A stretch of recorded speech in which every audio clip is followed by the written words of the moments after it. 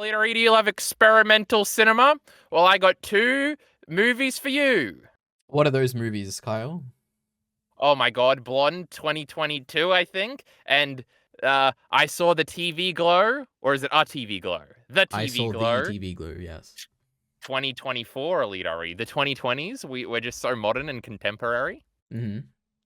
I'm glad to hear Now, it. that's the two movies we're going to be discussing right now, Leary.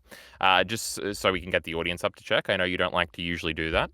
Mm-hmm. We paired these movies because I really wanted to rewatch Blonde and make Elite rewatch it. It's actually the first movie night I ever did was on Blonde Elite, so we're feeling very nostalgic right now. I believe I did it in 2022, so that's just amazing. And Elite watched a movie called I Saw the TV Glow and messaged me and said it could be an interesting discussion. And Mm-hmm. from what I had seen on Elite stream one time, TV Glow seemed to be an experimental visual movie. So I was like, these probably go together because Blonde is like that too. Or not even experimental, maybe abstract is a better word, Elite. Mm-hmm. And so we paired the two because it was convenient. Does it actually make sense having seen both the movies? Probably not, but Uh-huh. here we are instead. The last dual discussion we did, Elite, was Weapons and Barbarian. Was that Mm-hmm. on my channel or your channel? Where are the people going to I find that think great it was video? my channel, but we could be Yes, I think off. so too. That's Yeah. my intuition. Now, with that, obviously, it was two movies in a row by the same director, and we talked about them in tandem. Whereas with other ones, we've talked about movies separately, and that's what we're going to do here today. We're going to talk about Mm-hmm. Blonde, and then we're going to talk about I Saw the TV Glow. My goodness. Mm-hmm. And it's kind of a thing where one's an Elite RE movie, maybe. He hasn't actually told me what he thinks about that TV Glow movie. He just vaguely said it would be good for a discussion. And a Blonde movie, which is a movie I very much like, but do I still like Elite? We're going to find everything out. Mm-hmm. Any other preamble things you've got before we get into Blonde, Elite? No, I have like pre-thoughts before we talk about it, like stuff about Blonde, but Yes, that's that'll it. just be part of Blonde. Yep. So I guess that's what we're doing right now. This is for you when you do the timestamps, Elite. Thank you very much. Uh-huh. So yes, Blonde is just quickly for me. Blonde is a movie I saw vaguely when it came out. It was a Netflix movie, I think. It had a limited release in theaters for like 1 week. It was kind of in Oh the, wow. I don't know if Netflix does this too much anymore, but there was a period where they were trying to have like theatrical movies that would premiere first on Netflix. Like The Irishman was like that. That's a 2019 movie. I guess that Frankenstein movie that came out recently is like this too. I know those Star Wars ripoff movies or whatever that people don't like, Rebel Moon or whatever is like that too. Hmm. So maybe they do still do this. I'm just chatting shit right now. But Mm-hmm. Blonde was one of these. It's by an Australian director, Leary. Can you Really? believe it? I had no And idea. Andrew Dominic, I think. I think he was actually born in New Zealand, but he's one of those New Zealanders that says he's from Australia or something. He's Mm-hmm. also, I watched one of it because I love Blonde, and I was like, I should check out this director's other movies. And he is actually the director who directed the assassination of Jesse James by the coward Robert Ford. Oh wow. Ford, not fraud. Uh-huh. That was a Freudian. So I've also seen that movie. You've not seen any of his movies. I'm pretty sure you could look it up. I I would don't bet think my so. life on it though. It is interesting. He seems to like to do adaptations of books in very weird visual directions. So I imagine, make the fans of the books probably pretty angry. He did Killing Them Softly, also, Lyra. That's a movie I've heard of. And Chopper, which is an Australian like mob story, I think. Um, Mm-hmm. so he's like a famous guy a little bit. Um, he's renowned for his visual style, I would say.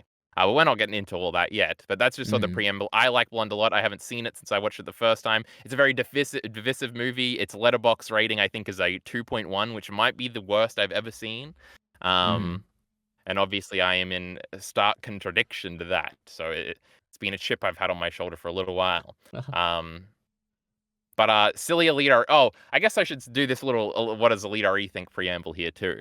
Now, before I rewatched this movie, I was very confident that Elite RE was probably going to like this movie, just because of the visual stuff and stuff. Mm-hmm. And that after rewatching it, I'm much less confident in Elite RE liking this movie at all.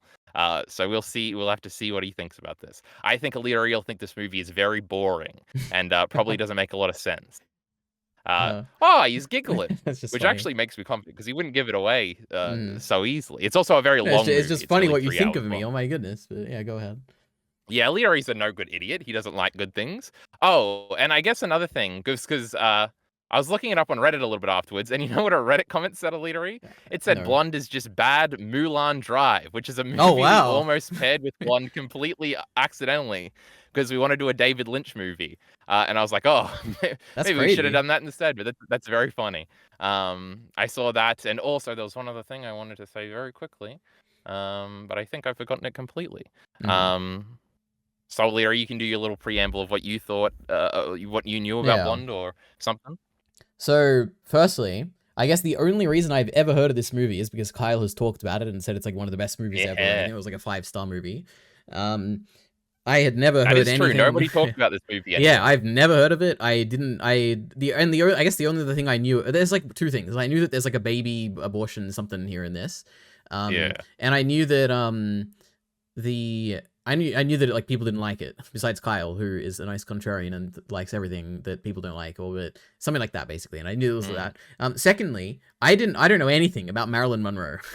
Going into this, I was like, Yeah. I was like, I'm like 60% sure she like wasn't a real person, like it's like some like fictional thing or whatever. But I my guess is that she was a real person because I don't Yeah, know she that was a real I person. okay, she was a real person. Okay. So that's like my pre thing. Okay, I knew very little about this going into this. Um, so I guess just overall thoughts though. Um, I haven't thought too much about it. Let me think. I think I think it's a fantastic movie. Like I like this a lot. Oh, Um, I'm crying right now. yeah, it's true. No, Leo, he's gonna do a little thing where he says it's fantastic, but he hates it. I know it. No, this is fantastic, and I like this a lot. I think it's really, really well made. I connected with it emotionally quite a lot. Um, to me, it's incredibly baffling that it has such a poor rating. You're gonna have to explain that to me because I don't. It feels entirely like inoffensive to me. Where I'm like, this is at worst. I feel like people would probably just appreciate it visually and find the story boring. Maybe. I don't know why people wouldn't like it. I guess it's really shocking to me. Yeah, But I thought this was really good. That's just my general takeaway. Yeah, I like this a lot. this is great. It is funny because the only other person I've ever talked to about Blonde is Miller the Killer, who was following along with me on movie night when I did it for the first few times. He hated this movie too. He gave it a 2-star, I think, on Letterboxd. But this That's is a very interesting. easy movie for Miller the Killer to hate, I think. Well, I don't even know what that means. Um, Why? What's like it is the? true. People don't hate. Oh, don't worry, Leary. Do I have all the ammunition for this conversation in my life? It's not. People don't dislike it because it's boring. They think it's like evil and like exploitative, basically. Oh, that's Um, boring. Okay, yeah, I could imagine that. If you cared about, personally, I didn't know anything about Marilyn Monroe or whatever. But if you cared about that, then maybe. But I don't care about her at all. She like died like yes, a long time there's ago. also like political angles that are very weird to attack it from. Basically, a bunch of people think it's like a pro-life movie because the baby speaks. Um, which is obviously just an abstract thing. Plus, it's Mm, her voice from when she was a kid and not actually about her baby. Well, it's about her baby. But we can talk about that in a little bit. So there's that aspect, which was a big aspect. That was probably the biggest piece of like discourse about the oh movie wow. when it came out. And a lot of other people just think it's like anti-feminist or something because it's basically torture porn of a Yeah. woman. Okay, Then there is these are another all. subsection Oh, of people. yeah, just to say about these These reasons are all though, the dumbest yeah, reasons. these seem Yeah. like I'm very disappointed that this is the reasons that people don't like it. But okay, yeah. Like the Reddit thread I was on where it talked about Mulan Drive. It was underrated movies, and somebody had posted it, and they were getting shit on a lot for posting it as an underrated movie because it was obviously evidently terrible. I Mm. think it did win. You know how they have those Razzie Awards for the No um. way. Yeah, It won the 2022 Razzie Award for worst movie of the year. man, that this is Um, like I feel like okay. I actually wrote a note on this, so it's probably a good time to bring this up. This feels like the complete opposite to me of the movie Radius, which is like Radius is probably one of the worst, if not the worst movie I've seen, if we don't count Garden of Sinners, like that final movie, of course. But um, it's like it's so Funny. bad, and then you look it up on Rotten Tomatoes, and it has like a 93% critic score, and I'm like, this is Oh, like I've weird. looked it up, I Leadery. I don't Has understand anybody this. else seen Radius? Great movie. It's R not slash it no, horror. it is not a good movie. It's a bad movie, and it's like baffling to me that people thought it was good and critics thought it was good. Blonde is kind of feeling the same way now, where I'm like, I guess I can understand the like social commentary maybe stuff, people getting mad about that, but they get mad about that for a lot of movies. But But it's like for the also critics really to kind of get retarded mad about it is like kind of crazy to me. Like if this has on because Rotten Tomatoes anything lower than like a 70, I'd be like, this is wild. Like I don't understand this, what but does it have? Look it So up, believe me. I don't know how to use Okay, let me. Rotten Tomatoes. The it's that the social criticism was also really really stupid to me because this is like a very feminist movie to me. Um, and the fact that most people don't see it that way is like a little crazy to me. Um, That's interesting. but Firstly, yeah, 42% by the way by the critics, which is crazy. But yeah, I see it on the okay, Wikipedia page. Actually, it's Jesus. written out. They're based on 318 reviews. Now, it is weird because if you go into on the Wikipedia page, there is a reception critical response part, which is very long. Um, I read a bunch of this. Basically, like when it premiered, apparently it got a 14-minute standing ovation at like the Oh premiere my of god. at the whatever film festival, which makes me almost want to hate the movie. It sounds so ridiculous. Yeah. So that's funny that like in that sort of like the film festival scene, it went over really well. And it does say on Wiki that the film from critics is more mixed than it is bad. It's more so Mm. just an audience score that's really bad. Yeah. Um, Interesting. but yeah, there were a bunch of things. There was a whole one written out about a big film critic woman who had the whole thing about how it was very bad being anti-feminist or whatever. There Mm. is, I don't know if I said this, I literally have forgotten, but there is a subsection of Marilyn Monroe like fans. There seems to be a wave of Marilyn Monroe fans. There seems to be like a more modern feminist interpretation of Marilyn Monroe, which tries to fight against her being like a victim, I think. And obviously, this movie is very much about that, or at least I think it is. So I think Mm. like it comes up with that. Like even a bunch of like red tube girls that I like and I like their videos of, all like really hate this movie and think it's like Hmm. like they all use the word exploitative. It's all like Hmm. like I think the one of them is from Yara Zaid, who is a YouTuber I like, where I think her letterbox review was like, you know how you do the thing where one letter is capitalized and the next one isn't, like as you're mocking an idiot. Mm. You know that Yeah, of typesetting course. illiterate Yes. is Yes. typesetting the right thing. She does that and she says, "But how can we be exploitative when we got permission from a ghost?" Because I guess the Hmm. counter to people saying it was exploitative was that like they got permission from Yeah. Sure. the estate or something, and she's mocking the idea of that. Though I'm pretty sure she doesn't have any kids later, so I don't know how she has an estate or whatever. Yeah. Um, But okay, this but is yeah, all interesting to me. I think I do want to like kind of engage in watching videos like this just a well, we little should bit to talk see about what the it movie. is. That's what Alira No, was well, gonna say. no. What I'm gonna say is, oh Oh, no, I completely. I was gonna say something. What was I gonna say? Oh my god, I like completely oh, I've lost my. You forgotten. like completely derailed me by saying that. That's You're a actually loser. wild. Forgetting your train of thought. That's it. You'll Um, remember it in a few we're seconds. You're a talking smart about guy, Alira. not VTubers, YouTubers. Um, Not liking it, discourse. yeah, they weren't liking it. Well, I got no idea. It's just gone. Okay. Wow. 14-minute standing ovation. I just read that on the Wikipedia page. No. Does that jog your memory? Oh, here's what I was gonna say. Like, I was gonna say, let me try and there you go. explain what I took away from this movie, because it is in opposition. I guess before I Yeah, get go ahead. influenced by like watching these videos and stuff, and by what you're like gonna say, I guess. To me, this movie very much. Firstly, it's a tragedy. Like it's like this from beginning to end. It's like we follow this girl who lives a terrible life from like from birth until death, and it's just Death. incredibly Yeah. sad. And on the other hand, just beyond this tragedy, it's like a woman who is kind of like her life is she's forced to live by the expectations of men or like the demands of men, and it's incredibly sad. And it makes me like this is I can't think of another movie that has so made me hate the past or like be so thankful for the progress that the world has made in terms of like the ability for women to kind of exist in modern society without the like the judgment and acceptance and like whatever of like all this stuff of men. Like I feel like this is it probably I can't like to me this is incredibly like pro women movie where it's like it is constantly Yeah. showing how bad the past used to be and kind of like I don't it's yeah her life is a tragedy because of like just the innate like situation she was born in with her mother and father and everything, but also because of the men who like run the world when she is alive, and it's like this is terrible. Yeah. I guess this is like my perspective when I'm watching this movie. So to me, do people think this is like a bad like showing her as like I guess I could imagine the criticism of like maybe it frames her too much as a victim or something, but I think that's fine for a movie, especially if it's adapting a book or something.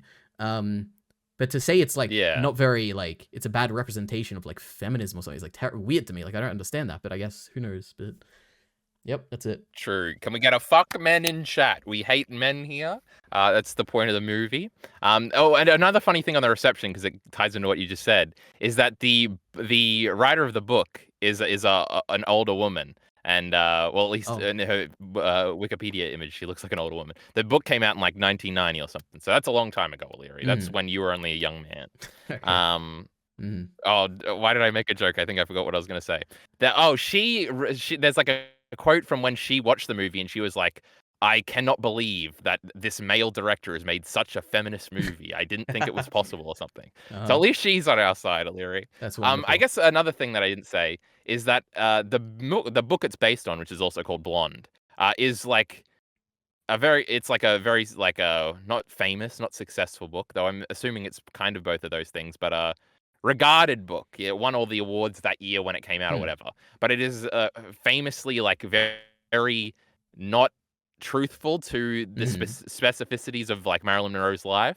And I Sure. think that's also another bit of criticism. It's like, I oh, this could didn't actually yeah. happen. If But you're I a think the fan, I point get of the it. movie, Yeah. yeah, kind of.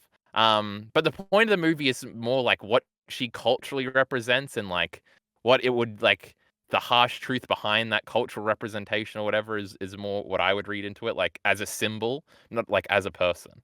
Which I Mm. guess is inherently exploitative of Marilyn Monroe the person, but she died in 1962, and I don't think she gives a fuck. Sure, yeah. Um, Man, it's actually the I'm so glad I went into this movie not knowing that she was a real person. Like at all. It didn't even cross my mind. I'm that like, oh, is I very had no interesting idea. I feel like I have such a weird perspective because of I this movie. almost now, Leader, he wouldn't have done it. But so when I say I almost forced him to, that's the caveat. But I almost wanted you to read like half of a Wikipedia page or something. Mhm. Because I did have some. I knew Marilyn Monroe was a real person. I knew she died in 1962, mostly because there is a Mad Men episode about it. And I guess I also Mad Men is very good context, I think, for this because it deals with a lot of the similar issues, not especially regarding like women in the 60s trying to like work their way up or get out from underneath the thumbs of men or whatever. Mhm. And also on like the stylized clothes and stuff they're wearing. Um, so I definitely knew about Marilyn Monroe. I knew she like died of suicide slash a drug overdose. There's also the famous stories about how she was sleeping with the president of the United States at the time, who was which one was it, Alita? Did you even Oh, that clue was in to figure that because out? of the great Doctor Who, which came out in 1963. And when they said 1962, and I knew that in Oh, the same year that the Doctor Who episode, the first Dalek episode aired, they had to re-air it because JFK was assassinated. I was like, I pieced this together. This must be JFK. Um, my goodness, it was JFK. You can tell from the voice and the way he looks, but Alita already figured it out through Doctor Who context. That's very respectable. yeah. But yes, that is true. Also, do you know who her second husband was in the movie, Alita? Absolutely not. No. Jesus. The playwright, of course, the great Arthur Miller, who wrote The Oh, I know that Crucible, name. Alita. Oh, wow. That's actually crazy. Wait, did they say his name in the Yeah, movie? I feel like I'd recognize that name. no, Okay, no. damn. I think he written down on a piece of paper, but I know they specifically don't say the names of her husbands. I think. Yeah, okay. The first one, the baseball player, is like a famous baseball player. I don't even remember his name. That felt like a Played by famous actor or Bobby something. Cannavale. Is that like a He is rather famous okay. in TV, I think, more so than movies. Huh. He has a very, very big role in Boardwalk Empire. It is a Oh very wow. great role. Uh, it is a crazy role too, so it's very interesting seeing him in anything that isn't that role for me. So Mhm. that was pretty cool. I would have been watching Boardwalk Empire the same time I watched Blonde. Oh my god, what a great show! Anyway, but yes, I think they particularly don't say the names of them. I think they do. They also mention another little piece of context, Leary, is that one of the boys she has like a threesome relationship The with is supposed to be Gemini. Charlie Chapman's son. Yes, the Wait, no, Gemini, I the think I three of them. got that because Charlie they Chapman. said that. They said like they think they They said his do name at mention some that more point. explicitly, Yeah, yeah. and I was like, I know this guy. He's like And the other from guy, CGI or something, right? Like he did like practical yes, effects. I have no idea. But, yes, he's a silent movie star, and he did mhm. all his effects where like the building falls down, and he has to stand in the 20s or something. Yeah. The other guy is also a famous actor's like son too, I think, and that's supposed to be like a thing that brings them Wait, together or whatever. wait a minute. Let me just say, I assumed those two were twins. And they were both the son of Charlie Chaplin, but I have no idea. No, it's not. It's a different actor, but they do look extremely similar. And at some point in the movie, I'm like, am I stupid? And is this just one guy? And we're doing Yeah. a camera trick here? But no, like I think they are credited on Letterboxd. Like the Arthur Miller author is credited as the playwright, but Hmm. on Letterboxd, the other two are Charlie Chapman Jr. and Other Hmm. Guy Jr. So they're other guys, I guess. Interesting. Context is fun, Alita. I like knowing things about history, and I like flexing that you don't know things, and you like flexing that you don't know things. So my goodness, what an Mhm. exercise for us all. Um, I think that's generally the stuff there. Um, I guess another thing that's sort of more meta to our discussions. Do you think this movie is similar to Ritual at all? Um, Yes, because I made yeah. that comparison I didn't. before it. It didn't even cross Um, my mind. Like I know you said that the other day. It didn't cross my mind when I was watching it, but now that you say it, I see it definitely. But not. it It's is not like the a very same type of visual. movie. Well, I don't know if even in No, that sense. definitely not. I'm thinking more so in terms of like it's a tortured person and it's kind of told through like watching them or something. I don't know. It's like kind of the way that the focus of the character, like the main character is kind of like someone who is like tortured away. That's the similarity I feel like it is. Yeah, and sort of maybe split personality-esque and stuff like that. Yeah. Um, I get they're not visually similar, but they're both wacky imagery stuff, I guess. Sure. Yeah. But I'm sure you could say that about a bunch of things. I don't think it's too. I thought that before I rewatched it. I was like, oh yeah, but I guess I don't think that much. That much now. True.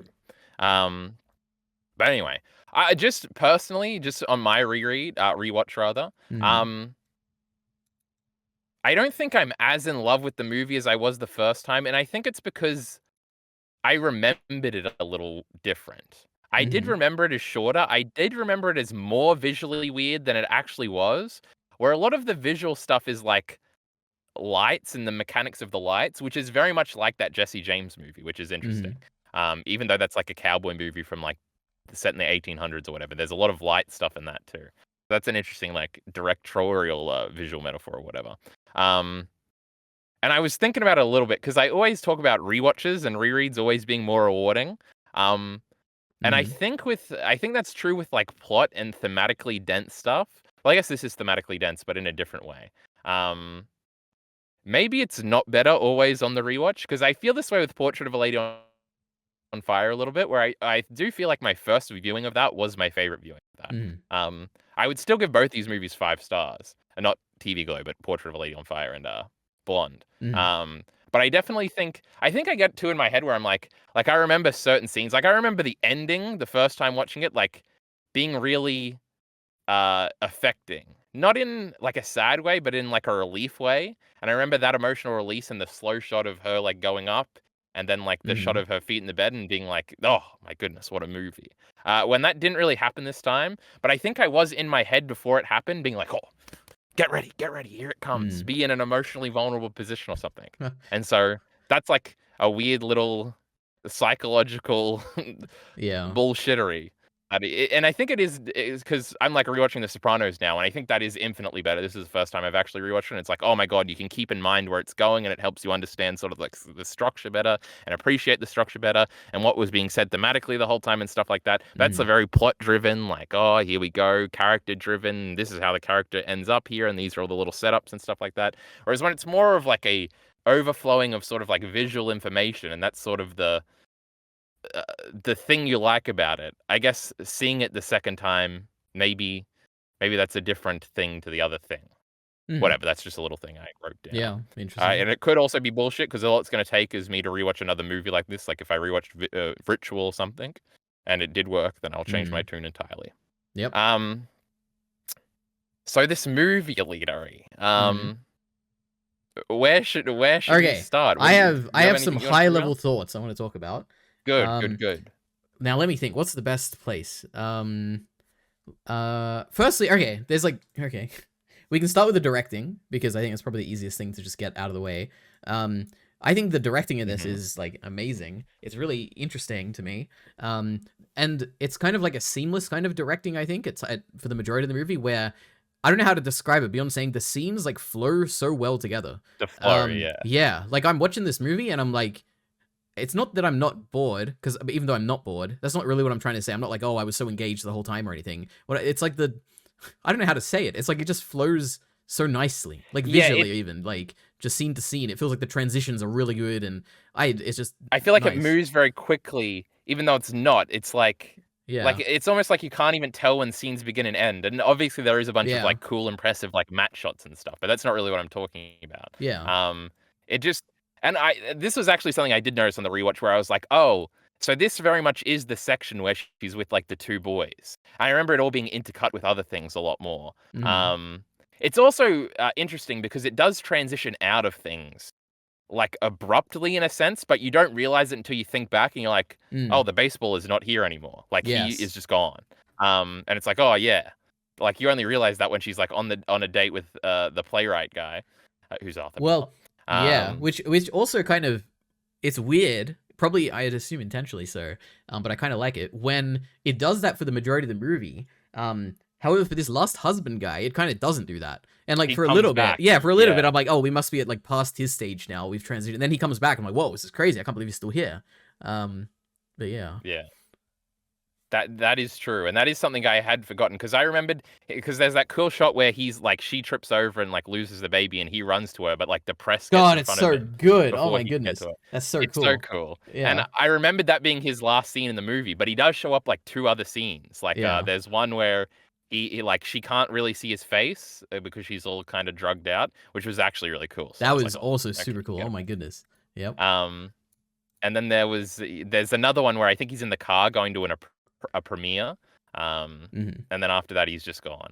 Um, but yeah, that is interesting. That you notice that even the first time of like he's still around when you don't expect him to be. Hmm. Um, but yes, it's the directing is yeah. The mechanics of seeing like the old lights and cameras is cool. Hmm. Obviously True. there's a bunch of transition stuff. A bunch though I guess this is another thing that people make fun of the movie for is that it's constantly cutting between like aspect ratios and black and white and stuff like that. To me, that was I remember like there was a big YouTube seamless. video. Like I didn't even. Sometimes Yeah. I immediately like I'd be 10 minutes into a scene. I'm like, whoa, at what point did we like swap aspect ratio here? I have no idea and go black and white. Like it just Yeah, that's happens and how I don't I even feel notice about it it. too. Yeah. I remember there was a big YouTube video that said, "There's no point to the aspect ratio changing and the color changing. It's just doing it for useless visual flair." And that's why the movie is a 0 out of 10. So that's sad for us, Alita. No. Yeah, I But think I it. will Go say the ahead. one Yeah. time you do notice it is when it cuts to New York and it's widescreen. It just looks completely different, and you're like, "We're in New York right now. This is like it's a wide lens. It's like Hmm. the light is very harsh on it, and like Arthur Miller is just walking around, and everything looks like shit Oh. because it's like New York. It's Okay, like I was weird. just I about to guess you say, maybe wouldn't I have had known. no idea what you were talking about. However, there's one shot that stands out. I have no idea if this is the one you're talking about, but it's when the guy, the Arthur Miller guy, is walking away from the camera. I think he drops something and like picks it up. That's the only shot I can think of, which is like this is a very distinct Yes, shot. that is his first scene. He drops his like But is play that the one papers or you're whatever, and he talking has to about go. in terms of like New York or whatever? I think it is the scene, but I think like there's like an establishing shot right before that. That's more the Well, one that's the I'm one talking I about. think that's the one I'm talking about, which is like the first time we see him. I don't know, but I think I know what you're talking about. Like that section, like the beginning of it was very strange. Yeah, Yeah, it was interesting. but it was like, man, New York City looks different than Los Angeles, and that's like You know, I could a not tell thing. you that it was in New York. Crazy. It's like the big buildings that look a little older versus Los Angeles is like flatter and more Hmm. scenic. Come on, I'm Alira, you sure it know was. these things. Yeah. You know about all the geography. Um, Yeah. oh, did you see that at one point there's a Hollywood sign, but it says Hollywood Land because the Hollywood Land, the land part gets like burnt down in one of the fires or something, I think. That's like a Absolutely piece not. of history. Um, I'm just, I just know everything about everything, frankly. Yeah. But the directing is good, Alita, great even, the best even. It would be a contender for like up there with some of my favorite directing ever. Like It's not this, quite rich. The Lighthouse. Those are probably my two. Oh, I guess maybe like Anora, the Florida Project. Like some of these are some of my like favorite all time directing things. I have a list.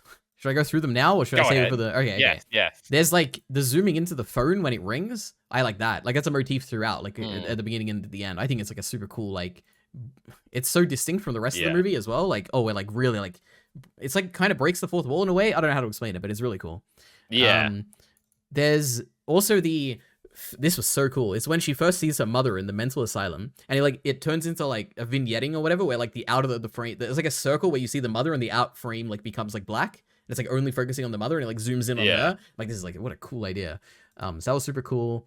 Obviously, there's like a lot of shots in this movie which are like we're just holding on someone for a very long time as they like monologue or talk, or it's obviously mainly what's her name, Norma Jean or whatever. Like mainly she'll be talking, and we'll focus on her. But they're always super cool. There's, like, the tracking shots where she'll be running through some place and we'll be in a different location, like, she runs Yes. through a house, and then she's in the fire, and then she's in, like, the studio or Yep. whatever, and it's just sort of that's really cool. Um, there's, like, the shots when she's auditioning at the beginning where it's really overlit, and there's, like, a bunch of cool Mhm. smoking guys, but they're not Yes. actually saying anything cool, they're just, like, saying or whatever, and then there's the one scene where they're like, "Oh, yeah, that performance that we just saw that was actually really good was really shit, right?" And they were like Yes. this, and there's, like, the one director dude looking off at her, and you're like, "Oh, he's gonna say no, she was actually great," or whatever. But instead, he just sexualizes her and says, "Look at the ass on that little girl," or something, Yep. and it's like, oh, it's, like, such a great subversion of a typical setup. Like, Yep. this is where Don Draper tells his gives credit to a female person or whatever in Mad Men. No, no, no, this is where she's going to get raped by this guy. It's crazy. Yep, pretty Um, crazy. I before I forget, I don't know if I have a note on this. That scene where I'm pretty sure it's that scene you were talking about, but it's when she first like gives the she's like doing a performance and she first looks to the side, and then she like looks forward like midway through and we see the perspective of what she's seeing and it's like all these like men who are just sitting there. I was yeah. like, I feel so bad. And it was one of the moments where I'm like, thank God there's like more women in like the workplace these days. I can't imagine being a Yeah. woman in this situation like the 50s and you look at like all the crew and it's like all these men who are like staring at you and they're just like smoking and they're just like looking at you like sternly. And I'm like, this is terrible.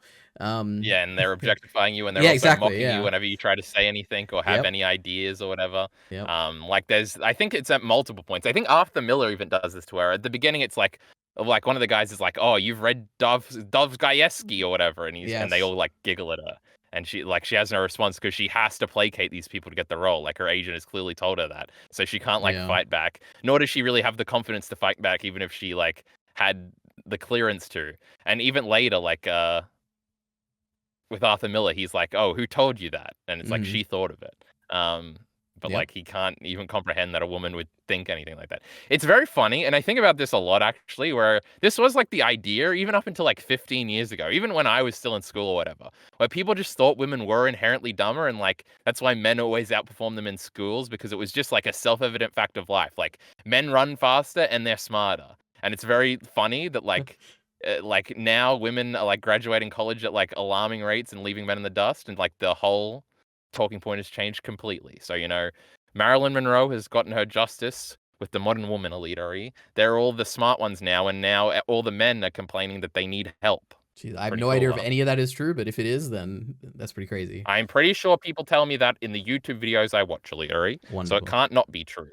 But have I independently verified it? No, right? Leave me alone. But Wonderful. Marilyn deserves something, elitery. That is true. Her life had nothing of, of happiness in it.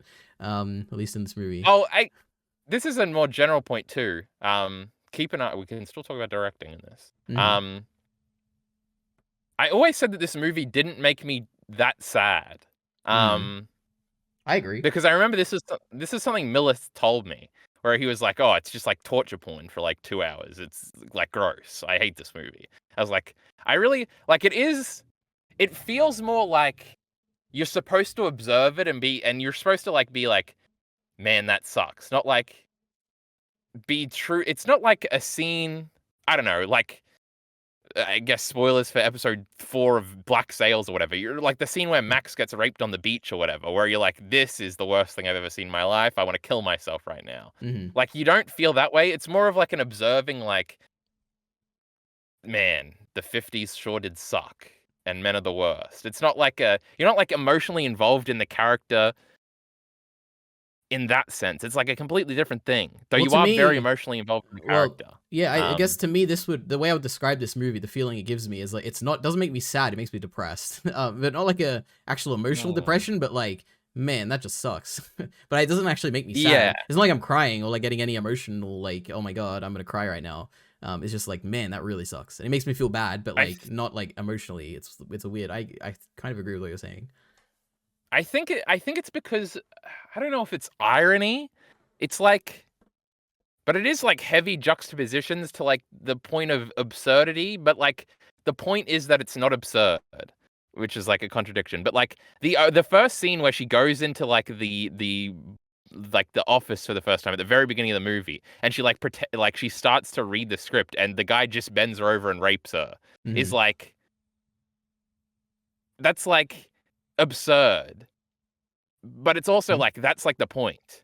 is like, Mhm. sure, in real life, this probably like he probably did let her read the page, and then he made some sly comment, and then like grabbed her a little bit, and she looked or something like that. But like the point is that like it's like reducing the realism for like what actually matters in like what would happen in this scenario.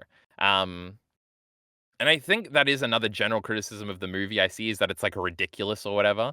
But that's like the whole point. Because it's like an exaggeration, but it's not. It's like it Mm. seems so ludicrous, but the point is that it's like real, bro, and it's like cutting or whatever. I guess And like when even your yeah. go ahead, go ahead. I don't even know what you're saying about like unrealistic or like unbelievable or over exaggerate. Like I don't know what any of this means. To me, it just felt like, oh, I can believe this was like a terrible thing that happened. I, Yeah, I guess I just mean like it's such extreme imagery that you can think it's like ridiculous. I guess is what I think. hmm. But the point is that it's not. But it's like the contradictory sort of like what you would assume is like the opposite of reality. This is Mm, only getting more confusing as I try to explain it. yeah. Um, I don't know. I think it's like speed running the interaction, I guess. So it's like because it's like done with music and like we're cutting between things and Yeah, I like understand. what do you call it? Would you describe Narration it as stuff like hyper that. real? No, not really. I don't think. Okay, I don't know then. I got no idea. Um, but whatever. We can move on from this point. Um, but that scene is very important to me. I think it is a very like tone setting scene of like because even when the baseball guy is asking her later like how'd you get your start, and she just thinks back to that when she basically got raped and then got apart because that's like how that's like casting, right? That's how Hmm. like it's referenced and stuff. Um, it is like her origin story moment, I guess. Mm, And I think it is the first scene we see of her as an adult. So sure. I think that scene is important. Whatever. Hmm. Um, we were talking about directing, I believe. Yes, I have a list, which we're almost done with. List. Um, there's obviously you talked about the bit where she's on the beach and she falls over and then the people like run to get her, like take photos of her. Even though that's I'm assuming it's abstract and actually there or whatever. But the more so the thing I found another one I found interesting in that scene is where when she falls over, there's like a shot of the cameraman like running up to her. I don't know how to describe Yes, this, but it's really yes. cool. It's like a first There's a person few like. like that. Is there? I mean, there Yeah. might be. I might. It's a long movie. There. Yeah, I think Um, there was one more. I just can't remember it specifically. yeah, I Um, thought it looked really cool. Um, there's this is actually probably my I favorite. guess I'm Actually, thinking. yeah. Go ahead. Go ahead. Before I say my Wait, favorite. the one you just said was your No, favorite, no, or no, the one no. you're The, about to the say? one I'm about to say. Oh, because I think what I maybe was just thinking of is the theater shot where it's just zooming out of her in the theater. Maybe I don't know. Wait, That shot is there's. cool though. You know, you're not talking about the one I There's a was just few about to like say, right? oh, It can't be. Maybe go that. I ahead. think feel like that. Maybe that happens a few times. So we might be talking about different ones. My favorite, like just directing wise, and maybe favorite scene in the movie. Oh no, actually, my favorite is like another thing, but this is a really good one, which is when I wrote down what she's wearing and stuff because otherwise I'm not gonna remember what this is. But she's wearing a pink like outfit. She's on the screen dancing, and then it cuts to her in the audience, and she says, "That thing on the screen isn't me," and it, like zooms out and shows the whole crowd like next, like around her, basically, as she's like the one like the basically the person in That focus is on the the shot thing. I was talking about. I think. Yeah, I think it's a really affecting. Like, man, that's Yeah. really good. Um, Um. yep. There are there's so many great shots. There's like the shot where like you're watching the movie, but then like she has a mental break and she just starts screaming and it like cuts away and then Mm, she like storms off. And obviously they're like drugging her so she can get through the movie or whatever. yep. It's it's like we'll probably talk about this a lot later, but it's like all the men around her fail her. Like even like her gay uh makeup dude or whatever Mm, is like drugging her constantly when she doesn't yeah. want to do it, and he's like her emotional support vessel, but even he is just like there to make sure she can act so a studio head that probably raped her can make money Yep. off the movie or whatever, and the director can, it's like, and like clearly if you were to ask her like who is like the rock in her emotional life, it would be like that person. Mm, It's like tragic. yep. But there are a bunch of breakdown scenes in like the last half an hour of the movie that are really cool. Yep. There's so many cool shots. Well, here's my last one. Okay, is kind of a breakdown scene too, which is I could not tell you what the context of this was, but I remember the scene very vividly, which is you see the footage, like it's a theater. The movie is playing incredibly fast. The music is incredibly loud, and the clapping is like Yes. unbelievably loud, and it's like very anxiety inducing. It just gets louder and louder and goes like longer and longer. I'm like, oh my goodness, it's so good. Yeah. Yep. Because all these movies are real, and I know they like did the thing where I think they didn't edit her into the movie scenes. Hmm. Like they are just the actual Marilyn Monroe. I know that was another critique is that Hmm. what's the actress's name? Do Who you are you know it? asking me? I have no idea. The girl from Knives Out. Everybody knows this girl's Oh name. wait, I just that's can't say it her. right. I had no Yeah, idea. that's That's Marilyn Monroe. My crazy. I goodness. thought it was like some random like actress or something. It's actually like her. That's crazy. Anna Denmayes or something. You know, say it, Yeah, Leary. I don't know what her name is, but I know her. She's in some movie I like a lot, right? Um, Yeah, not she's Knives in Out. Knives Out. She's No, no, no, in no, no. Blade Runner. Oh, maybe that one. Maybe that's what I'm thinking of. Um, She's in a bunch of things, I think. wow. She's like Mexican or whatever, and so I know a lot of people were making fun of her for that because she doesn't even look like Marilyn Monroe. And how are you going to see her in the movies? And obviously, it looks like a different person. And I Mhm. didn't fucking notice, and I can guarantee you didn't fucking notice. I So, to me, whoever was in the small movies or whatever, I thought it was literally her. I was like, oh, they like just yeah, must have like filmed a movie and made it look like an old movie or something. To me, it was no. seamless. And I'm sure if we knew those cool movies, which have been on my letterbox to watch list, since I watched this movie 3 years ago, and I haven't watched any of them. Mm, I'm sure classic. like you'd get a bunch of little references that you thought were cute in this movie, but sadly I don't get any of them. I know there's that one movie called Niagara, which is about Niagara Falls or whatever, and there was the cool I shot where remember she was that. having a threesome with the boys, and they were hanging over the little thingy, and then that turned into a waterfall, That was and that was crazy. pretty. That's like one of the best transitions Um, I've ever seen. Oh my goodness. Or at least like you know what? technically impressive, like the execution. Absolutely true. I just thought when I saw that this time, I was like, remember that Sherlock shot where Sherlock fell down in the bed and then he was in a bed in Oh, the that was field or god, whatever? how And I was like, cool. Oh my goodness. that was just Yeah. like that. I was like, Yep. Sherlock can't have anything to this level. Leave me alone. Get out of my head. Yep. Um, Amen. that's funny. Okay. But true. There's so many cool shots. I wish I Yeah. could remember even more of them. Amen. I'm sure they'll come to us as we talk throughout this. But I can't. But if we're talking I about just the thought of a shot, yeah, okay, O'Leary. go ahead. Go ahead. Yes. Please. When Arthur Miller shows, this is more of a moment than a shot. I'm actually when he first sees like Marilyn Monroe is in like his acting auditioning class, and he's Mhm. like, Marilyn Monroe is here. Uh, He's like hating on her, and then there's like a long shot of her doing the acting, and it pulls back from him, and he has like an emotional moment there. That was very mhm. cute. I like that shot. Do you want to explain to me what he's talking about Magda or whatever? Is that like a character he wrote, or is that like a woman that he actually knew? What's happening with that? Now I did look this up too, Okay. but apparently this isn't like a famous Arthur Miller character. This is something that was made up for the book, and Oh, in the okay. movie, I guess. So it's just sort of his made up girl that he had a crush on in real life when he was little, but was like older than her, older than him. Wait, so is it Um, like in the movie? Is it a real person, or is it like a well, thing in a yes, I book think he's in the writing? movie it is a play he wrote, but it's based off a woman he knew named Magna, Okay, that makes sense. Okay, that's kind of what I assumed. Okay, cool. who he like he was his first love or whatever, a girl he had a crush on when he was, I'm assuming, a little boy, and she And was she was older than him illiterate. because he has a line where he says she'd be like 50 now and middle aged, and he like can't imagine it because she has to be a pretty girl Yes. in his mind or whatever. And then she didn't speak English. Oh my goodness! And Wow. the great Marilyn pointed that out to him, and that was sad. Well, Yes. it was a moment. Mhm. Um, there's also a lot of visual effects. We kind of touched on a bunch of them. I think some of these get made fun of a lot, but I think they're all cool. There's like the long extended sequence of her like, oh well, this is like the most famous Marilyn Monroe image of all time or whatever, when she's The standing over the subway and her Yes, dress flies or whatever. I was Did familiar you with like? that. I was like, I know this this Yes. is like a thing. I don't know if it's I thought it was like from a movie or something, but I knew it was like a thing. I'd heard of it before. Yeah, yeah. I think it is from a movie. Okay. But yeah, there's the shot of that, and like, well, I guess the crowds is like a reoccurring motif where it's like they're just like screaming for her, and it's like crazy and like terrible and awful and Yeah. all this. And there's obviously like the big zoom up shot of like the crowd is all blurred out, and then they zoom in and it's like her husband or whatever, and he's very angry about things. Mm. That's a cool shot. Um, Yep. True. Amen. Were you saying something? I was just gonna move on to the next topic I think we should talk about.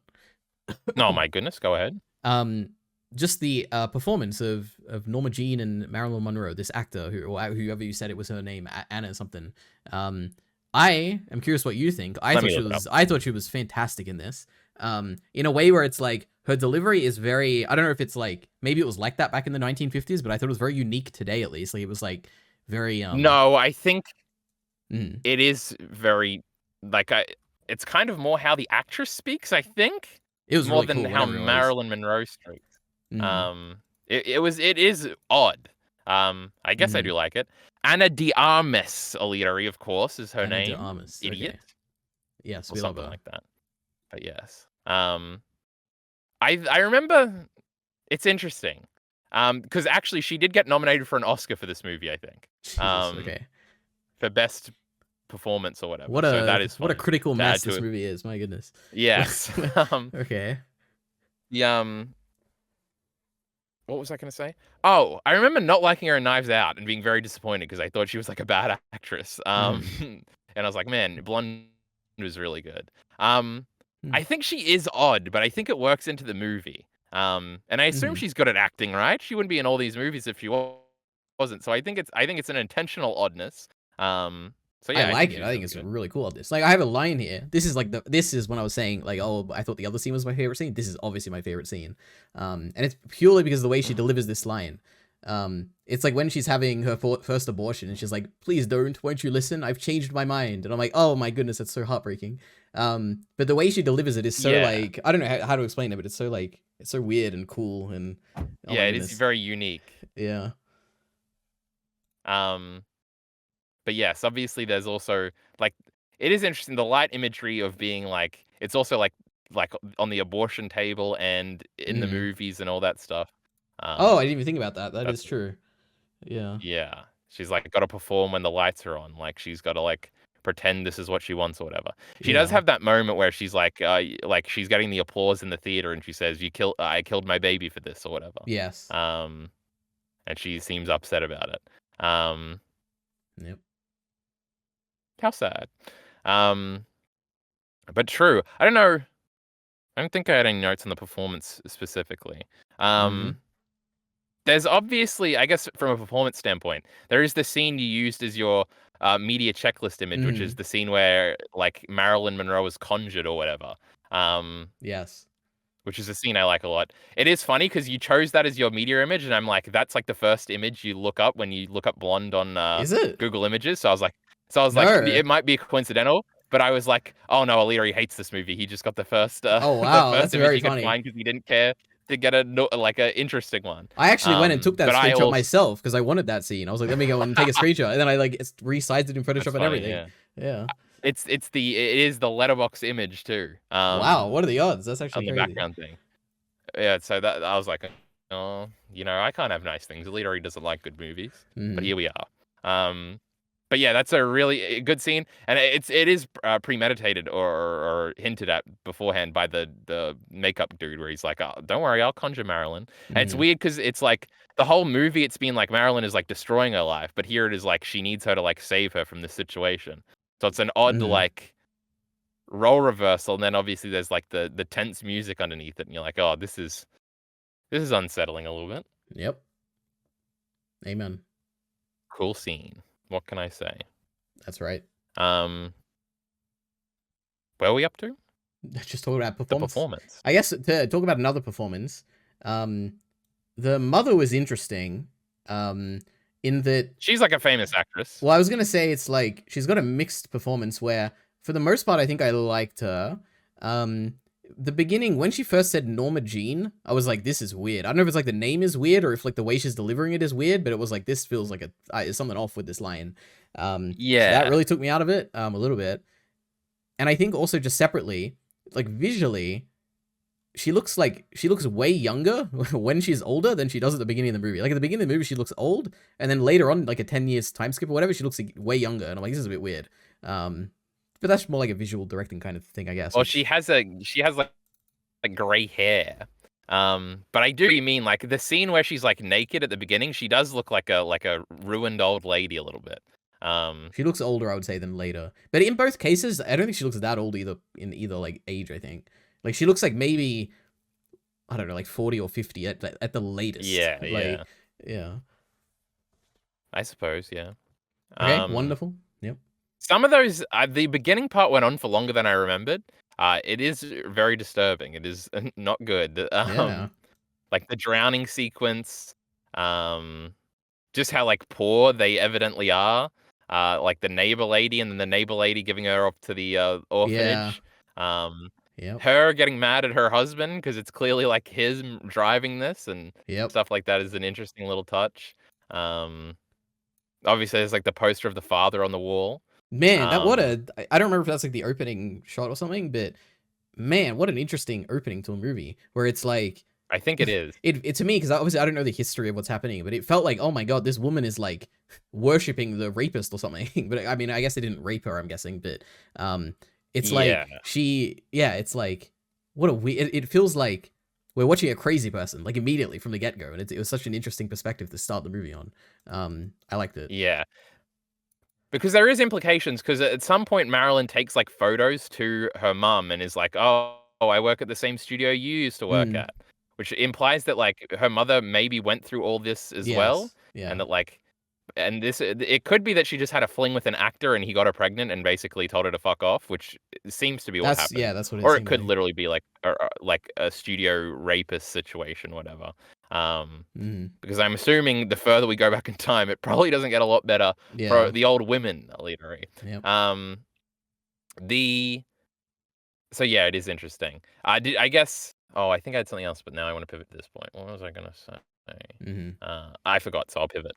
The did you think at all that the father's letters were ever going to be like real, or what were your thoughts on that before it's like revealed at the end that it was like the boys from the beginning fucking with her the whole time? Yeah, personally, I have to say that didn't land at the end, or I was like, I was a bit confused. I'm like, what's happening here? Like the dad wasn't real. Like obviously he's real in that he exists, but I'm assuming the letters the whole time were written by what cat, not Cass, whatever, whoever one of the boys. It was written by one of them. Is that what's happening? Yes. Okay. Firstly, just to say it didn't land, but secondly, the whole time I did think that there was a chance she would actually see the dad. I was like, okay, I guess he could show up at any moment here. Um, I didn't think it was like an impossible like daydream kind of thing. I thought it was actually could happen. It is kinda set up at the because she gets the first letter when she gets, like, a bunch of fan letters or whatever. Oh, another really interesting thing is when she's, like, performing around her, like, inner staff, and she's, like, Yeah, that was very pretending that she's, sad. like, Yeah. a funny girl, and she's like, "Oh, what are all these flowers for?" And she's pretending like she cares. Oh, Yeah. and then there's also the recurring thing of everybody telling her that she has everything, um, Mm.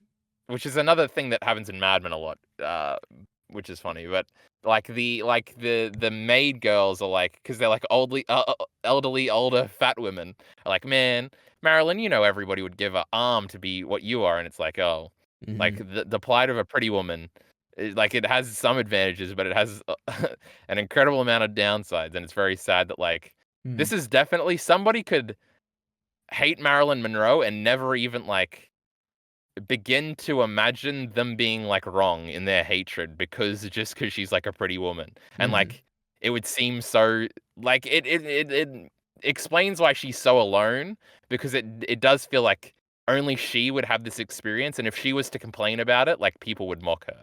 Like, I feel like this even happens with, like, Pokimane or something nowadays, where she'll complain about something and everybody will be like, "Oh, she's, like, a famous pretty girl with $1 million or whatever, like, "Shut up, bitch, stop complaining," or something.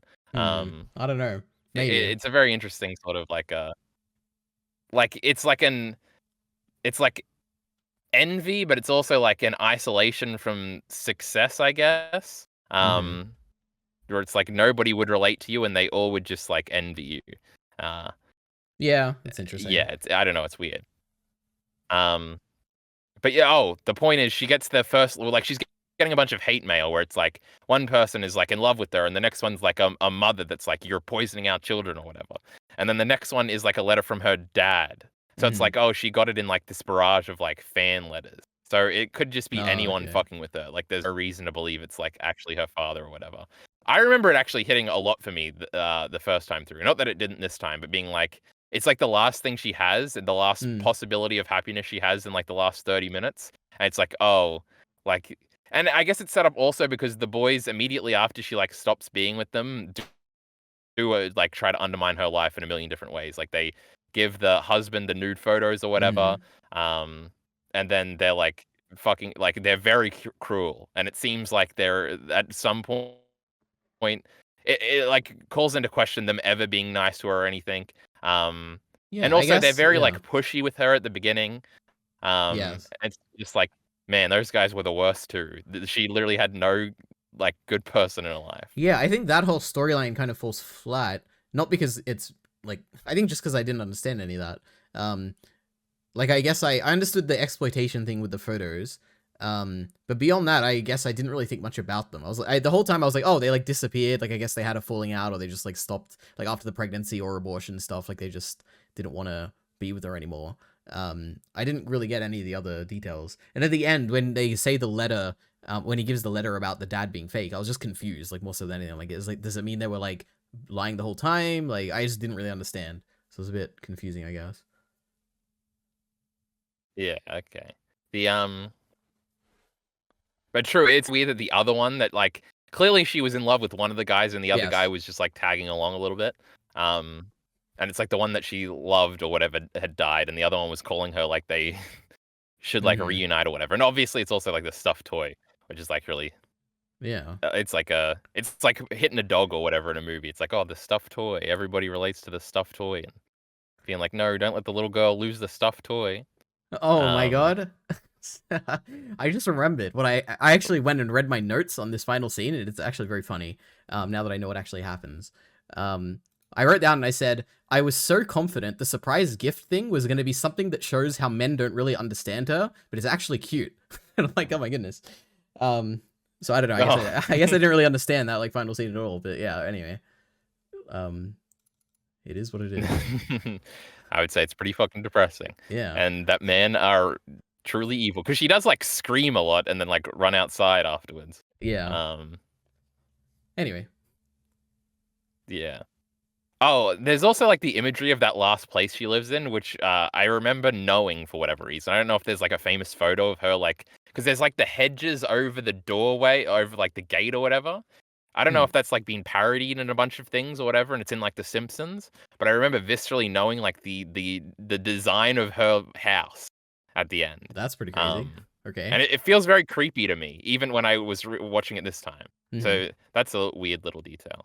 I Hmm. don't know if like the photos of her body exist or whatever, but I feel like I've seen like photos of that room and stuff. Um, Interesting. I'm probably sure they do, or and they're in some tabloid magazine or something after she died.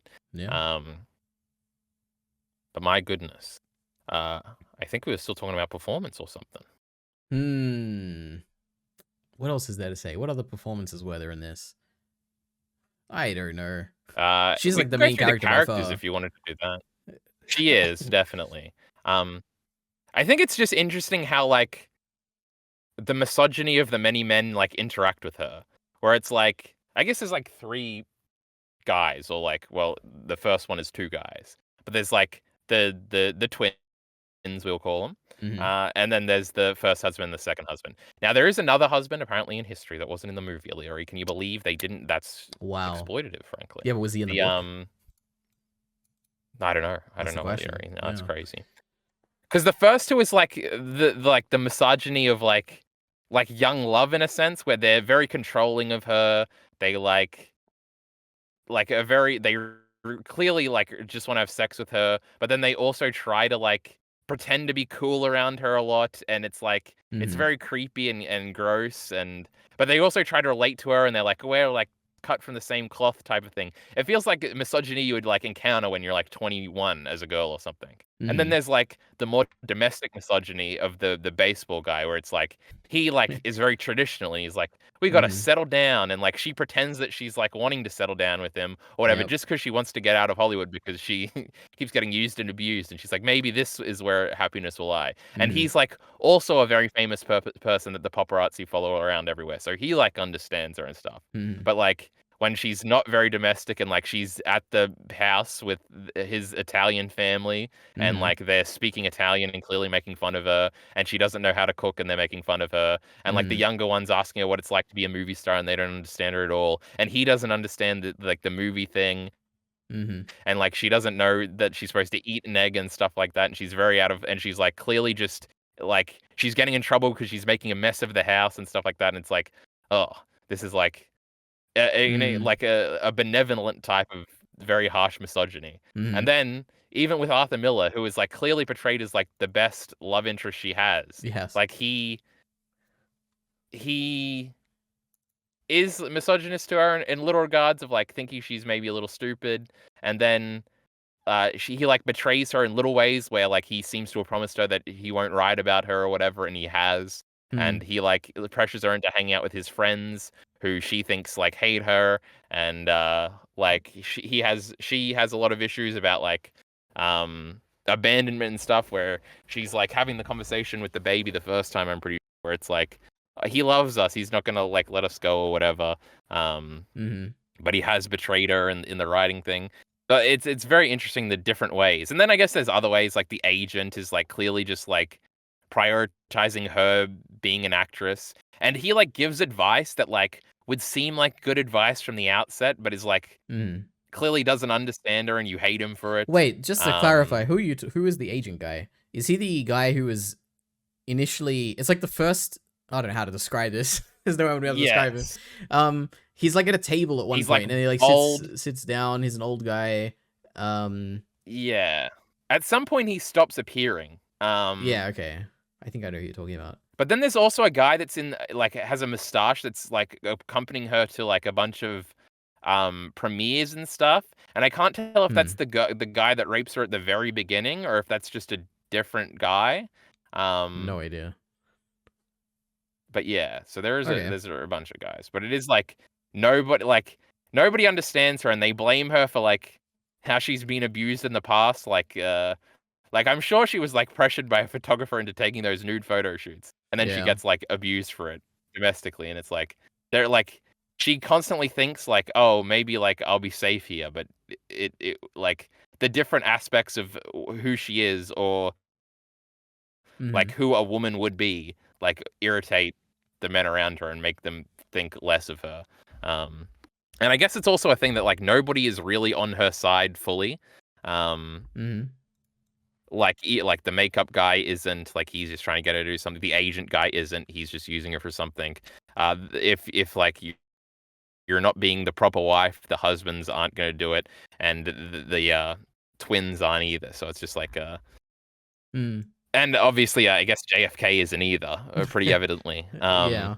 You know what's interesting? Okay. I don't know. I haven't thought much about it, but her final husband, Arthur Miller guy, um, is it Mhm. is he actually writing about her, or is that all in her mind? Um, like what's I think actually he probably is. hmm? Because we don't I see want him anything to be. outside I don't of want him to just be a like. good guy. Well, we only see Um, it where it's like she initially thinks of it and then it becomes reality, which is like he promised he won't write about us, and then she sees like writing about her. And we don't. It's like an abstract. It feels like an abstract visual, at least when I remember it, where I'm like, oh, we just see the page and it's like the writing is on there. We don't ever get anything after that following that up. We don't ever see him kind of writing about that her. is true. And also there's the fact that like you could also read it where she is kind of shutting herself off from him. Whereas he, at the same time, That is does definitely part of if it. you take that away, like the writing thing, there isn't too much to like paint him in a bad light, to be honest. Um, No. so I don't, it's interesting. Part of me it is funny because part of me wonders if this is uh like writers defending writers in a funny meta way, or it's like Yeah, Arthur Miller's like this cool guy whose writing I respect, so he isn't a bad guy to Marilyn Monroe. He was the maybe. good guy to her. Or something like Yes. that. That was something I was thinking about because you know these writers they love to jerk themselves off and they love to jerk off other Amen. people they like. So that was a very funny thing. I think like the tale of Marilyn Monroe, how true any of it is, I think it is generally like and then she found this nice young man, Arthur Miller, Mm. and she had some happy years, but then they separated and whatever, and it was because she was on drugs or something. Uh-huh. Um, I think Yeah. that is part of like the narrative. Um, I think to commit to the movie, like the idea of the movie, him like betraying her in that Yeah, I small like way, it. Yeah. I think fits a lot. Yeah. Um, but yeah, that's really funny. I think I thought about that Riley's protecting Riley thing. He wrote Mm. The Crucible, so he's automatically a cool guy, literally. I like that play. True. I mean, the Yes. movie based on that play. Mm-hmm. He had written The Crucible before he met her, Leary. Can you believe that? I Wait, I can don't even believe know if that. that's true. No, I believe it. That's true. You said it, therefore it is true. I can't remember if it was 55 or 65, but she dies in 62. So if it was 65, it was afterwards. If not, it was Wow, she before or died something. before JFK was Arthur Miller assassinated? That's so also. sad. Oh my goodness. She did. She did. Um. Oh, there's a funny scene which you probably didn't pick up because you need a lot of historical understanding to I, understand it. But yeah. it seems like JFK's wife is like watching her walk into the room and is like crying. Um. Wait, this is gonna sound crazy. It could just be I did think that was his wife. I don't know why I thought that, but it did cross my mind where I'm like, is that his wife? Jackie Kennedy is a famous young lady, Alita. I have heard that name. I don't know why I know this. Yeah. Um, Uh. Well, hmm. whenever they talk about him getting assassinated, she's like sitting right next to him, and she, There's not a I don't know. movie, I is guess there? Or am I a lot thinking of of my context wait, maybe I'm thinking of Jackie comes Brown. from. Wait, never There is a mind. movie called Jackie. Jackie? No, Okay. there is a movie, famous biopic called Jackie about her, Okay, the maybe that's what I'm wife. thinking of. Alright, anyway, Um, sorry, continue. Continue.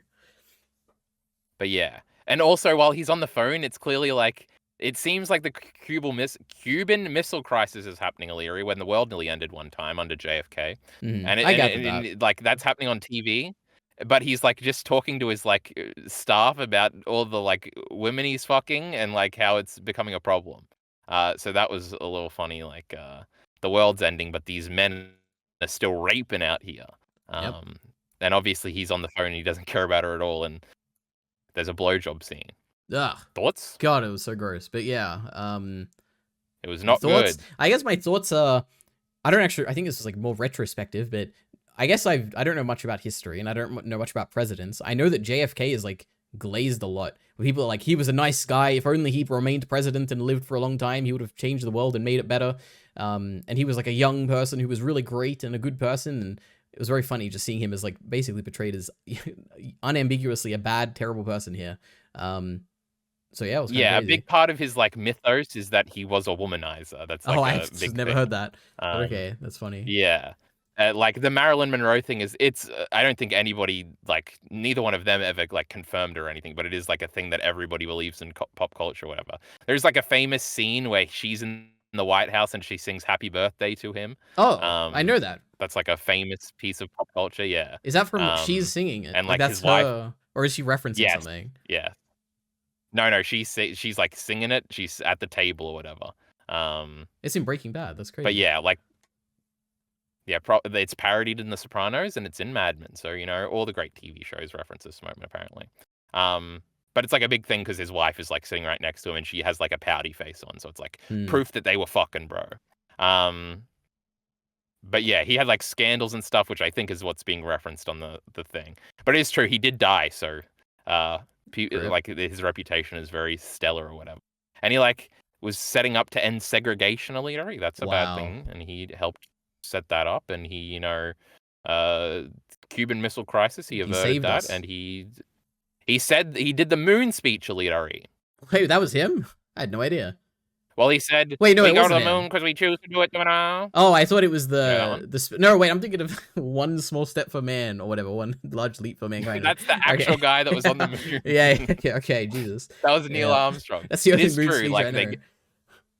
they get to the moon like 5 years after he gets assassinated. But he started the plan or something, Leary. He Wow. said, NASA, you do that. And also at the end of that speech, he says, like, ask not what your country can do for you, but what you can do for your country. And that's very divisive in political science or whatever, or whether or not that's Hmm. a good thing or an evil thing to say. But my Right. goodness. Of course. Also, he had a funny voice, and his dad was a mob star or something. And he's in Boardwalk Empire, his dad. And his great grandson is now the head of the some health thing in the US, right? I don't know. Okay. He hates vaccines. How the mighty have fallen. My Yep. goodness.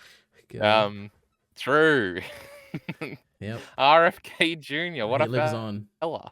Um, his legacy lives on. The great science legacy of landing on the moon. Uh-huh. Wait, I have. Oh no, it's an Arthur Miller dot point. I thought I had a bunch about this, but it is funny. I guess another thing for context is that when you're watching this movie, you're probably waiting for him to show up. I feel like I probably was when I was watching it for the first time. So Mhm. when he when there's like weird guys that are like watching her or whatever, you're like, oh, it's like the Secret Service. This is the part.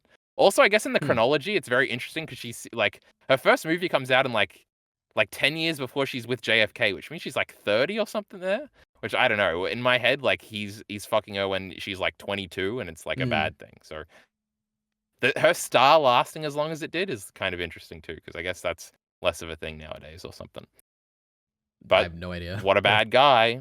Wow. Yeah. True. We don't like JFK now. That, at least in this book and movie. Um, Yep. That's true. Oh, it is also like she's looking over and she can clearly see there's like lipstick on champagne glasses like in Yep. his room and stuff, and like another woman was there.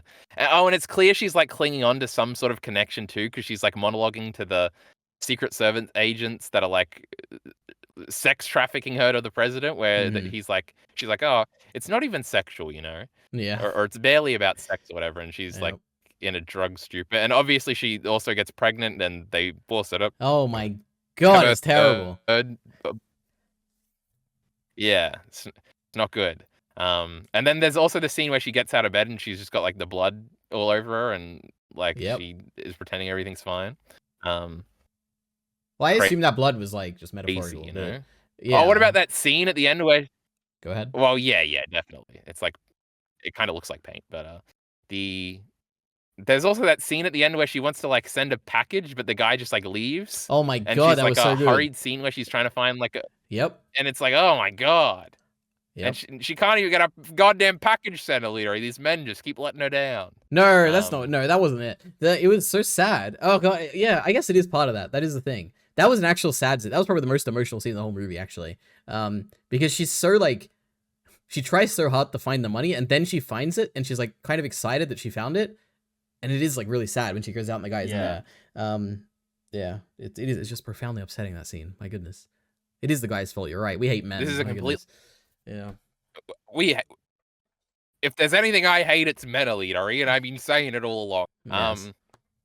A completely funny little cultural aside, Elite. Did you notice there's no like a fence around her pool or whatever? Because you don't have to do that in No, America. I didn't know. Okay, I didn't know. It's I didn't very even know we need to do that interesting. I'm here. like, Wait, what? Is that a thing? well, yeah. If you have a pool in Australia, you have to have a fence around it Okay, I don't know because anything of about pools. legislation or whatever. Because kids will just fall in. But I was like, man, she's definitely gonna have a drug binge one day, fall into this pool and die. Yeah, I'm like, true. we gotta have a fence around it. What are we doing here? Yeah, But true. that's funny. Silly aside. Well, I was going through the misogyny of the many men in her life, but I think I finished that point. Oh, there's even there's like the father's monologues or the letters or whatever, and he's like completely on the side of her like baseball husband. It's like, man, like you can't even trust your father in this life. To be on like your side if you're a woman, because they will like disown you and hate you if you do anything like publicly sexual or something, because it'll like, because you are only an extension of their reputation, just like the husband or whatever. It's like, man. Yep. No one. The star athlete won't help you. The twin fuck boys won't help you. The intellectual men won't help you. The rich men won't help you. My goodness. The It's president won't women help you. against the world, Elite. The president won't help you. I guess that is a massive patriarchal point, right? Yep. Like the highest law in the land is like fucking you over in the greatest way. My goodness. Yep. I have dot points about identity. I don't know if boy. we have too much to say about that.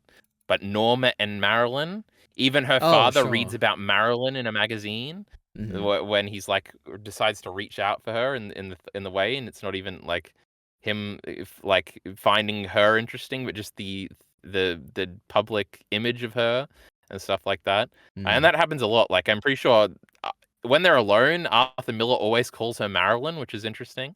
The first husband might do that too. I know the twin boys always call her Norma, or like our Norma or something. You know what? It didn't even like cross my mind. Mockingly. That actually, I did pick that up, which is that they always call her Norma or whatever. Does he really call her Marilyn, the final husband? That's actually interesting. I didn't even think about it. Wow. Yeah, but he calls her Magnus sometimes, but he does say Marilyn a lot. Wow. Yeah. Oh, I had a point about something, but I forgot.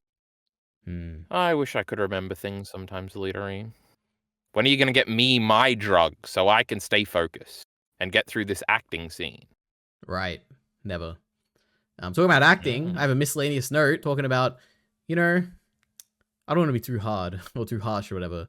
The line delivery by the kid at the beginning who was playing Norma Jean wasn't the best. you know, they weren't the best actor. You know, visually, like No, they were doing a good yeah, job, I like felt it a crying and little bit stuff. too. I was like, okay, like they're a good like visual actor, or like what do you call it, like a physical actor, but like the delivery wasn't the best. But yeah, what can I say? You know, it's fine.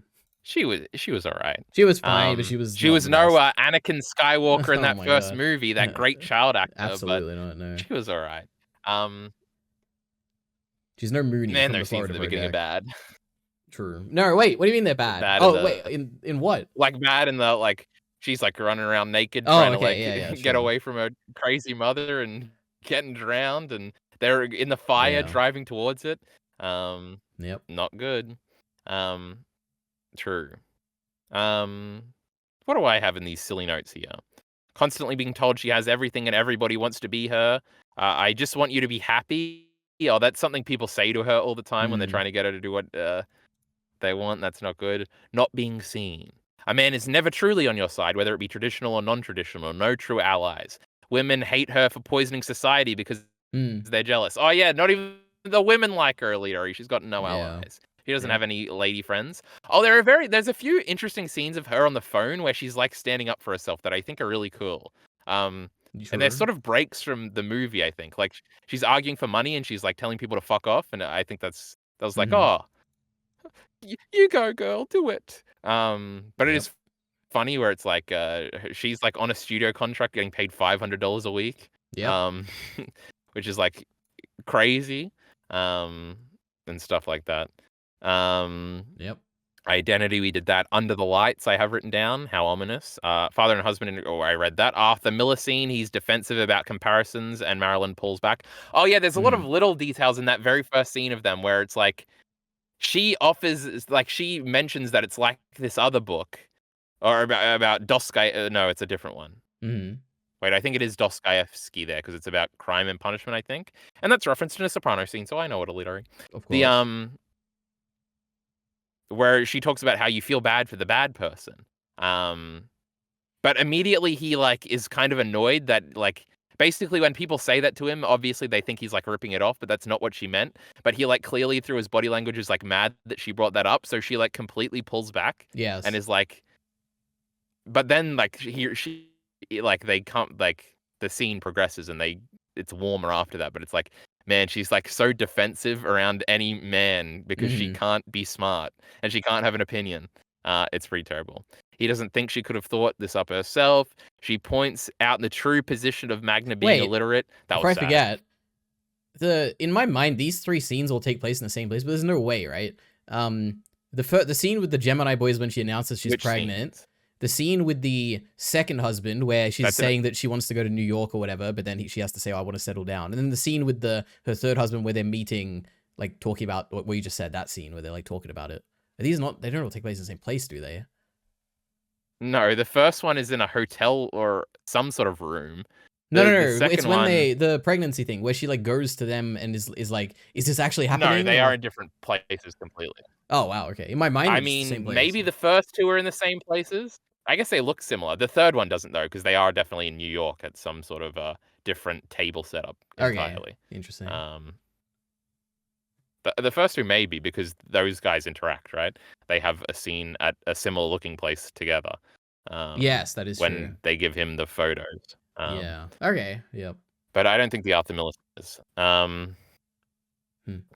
But true, I read that one. How Arthur Miller just disappears, interrupted by the press. True, we talked about that. Marilyn is the baby in the cupboard. Oh, this was like a Yeah, metaphor thing. I that don't was know how I cool. actually feel about this conclusion. I like it. Where it's like when she's little, she's in the thing, but then she like shoves the phone in the cupboard and like closes it. Oh, also the audio of like the phone ringing over and over in like the last half an hour of the God, it's so movie is annoying. pretty yes, pretty crazy. But like the phone is clearly calling her to be Marilyn or whatever, and she like throws it in the like as the baby is like, oh, Marilyn is like the baby or whatever. I don't know how exactly that if that metaphor Wait. Okay. Wait. Let me clarify like what I think. What I like about this. This scene was fantastic. I felt this emotionally because it's immediately when she stuffs it in there, she feels exactly what her mother was feeling, and that's like the whole appeal of the scene.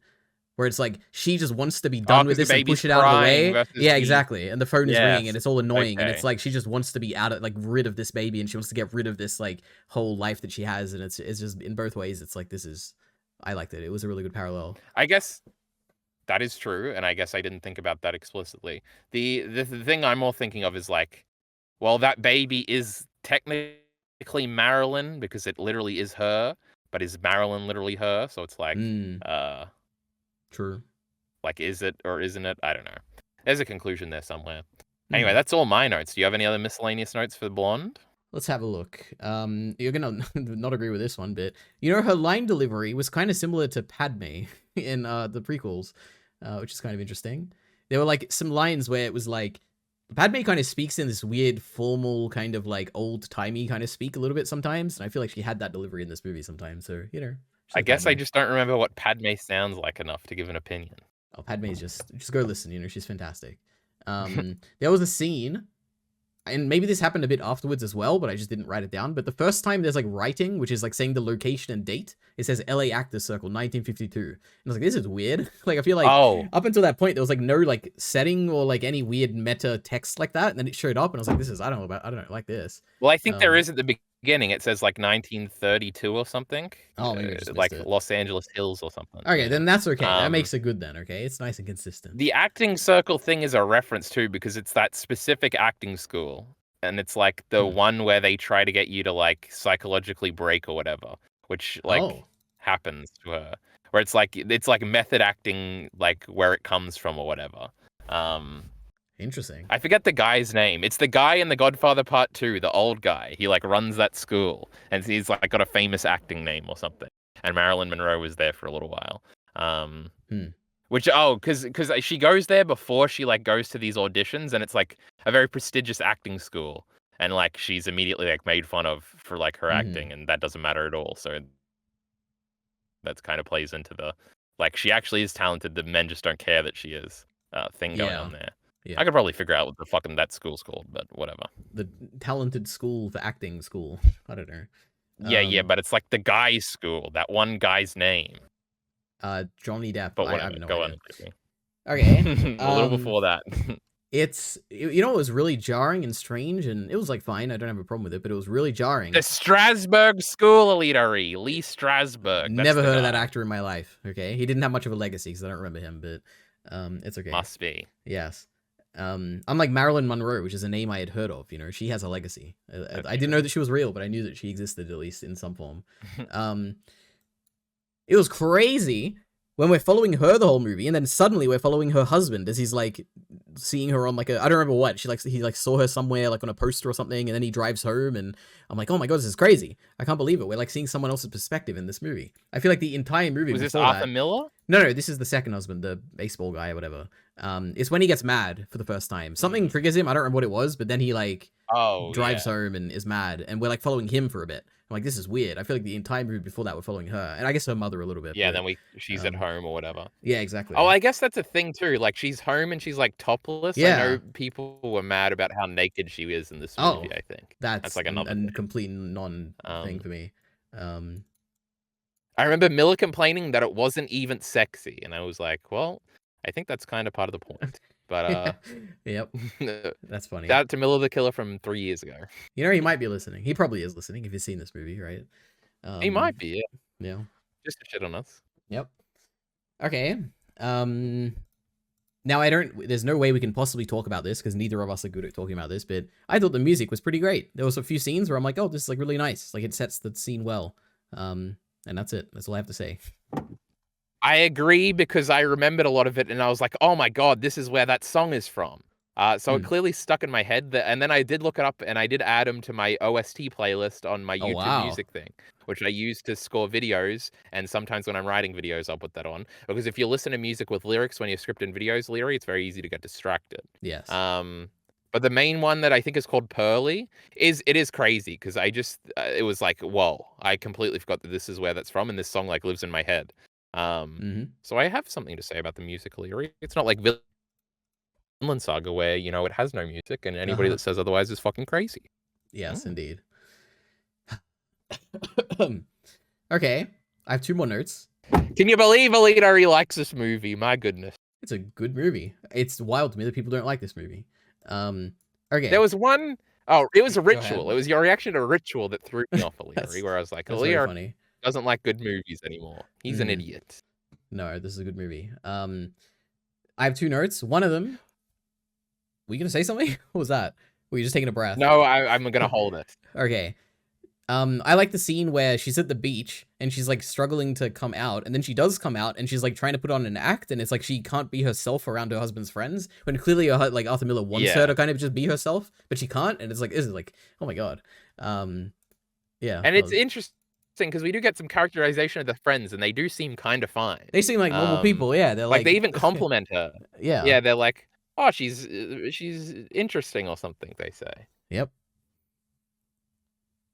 All right. Do you want my final note? Is that no? Well, I have one question. I was gonna say you never actually gave a rating at the beginning of Leader, so Oh. do you want to do that to end us off here? What would I say? Now, don't be a pussy. Well, the thing is, it is tough because I feel like everything is telling me that, like, firstly, I didn't have an emotional reaction to this in terms of like actually feeling something, right? And typically that's what I would give to like a 5-star movie. I feel like this is probably a 5 though. I don't know. Like, it's really, really. I appreciate the directing so much, and I appreciate the performance so much, and I do appreciate the just like the way it makes me feel about like old society and how just in every sense, like in terms of the treatment of women, the terrible medicine we had back then, like the just like I don't know, all of that, like it gives them all those feelings. Like I like all these things so much, and the way it's like portrayed in the nice like package of this movie is really cool. I would probably give it a 5, but I don't know, I could be shaken off that quite easily, but for now I'd probably give it a 5 out of 5. But yeah. My good. What a timeline we live in. I guess another interesting thing is I would assume the answer is yes, but are we interested in checking out other things directed by Andrew Dominic here?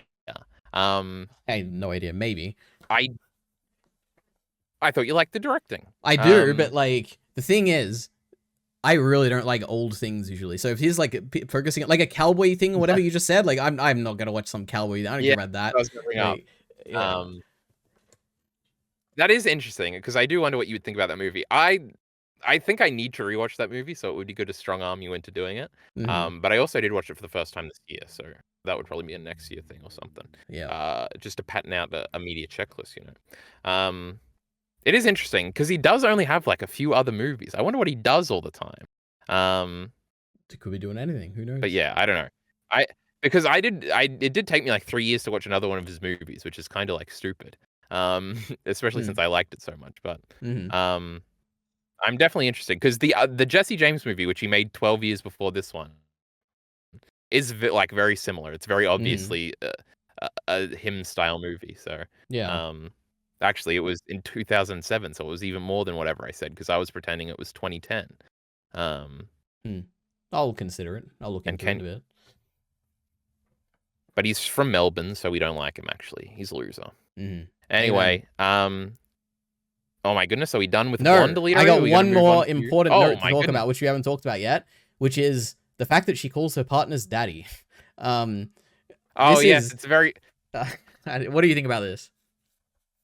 It is interesting because I remember that was also a criticism for it because people were saying it was like weird and like too modern.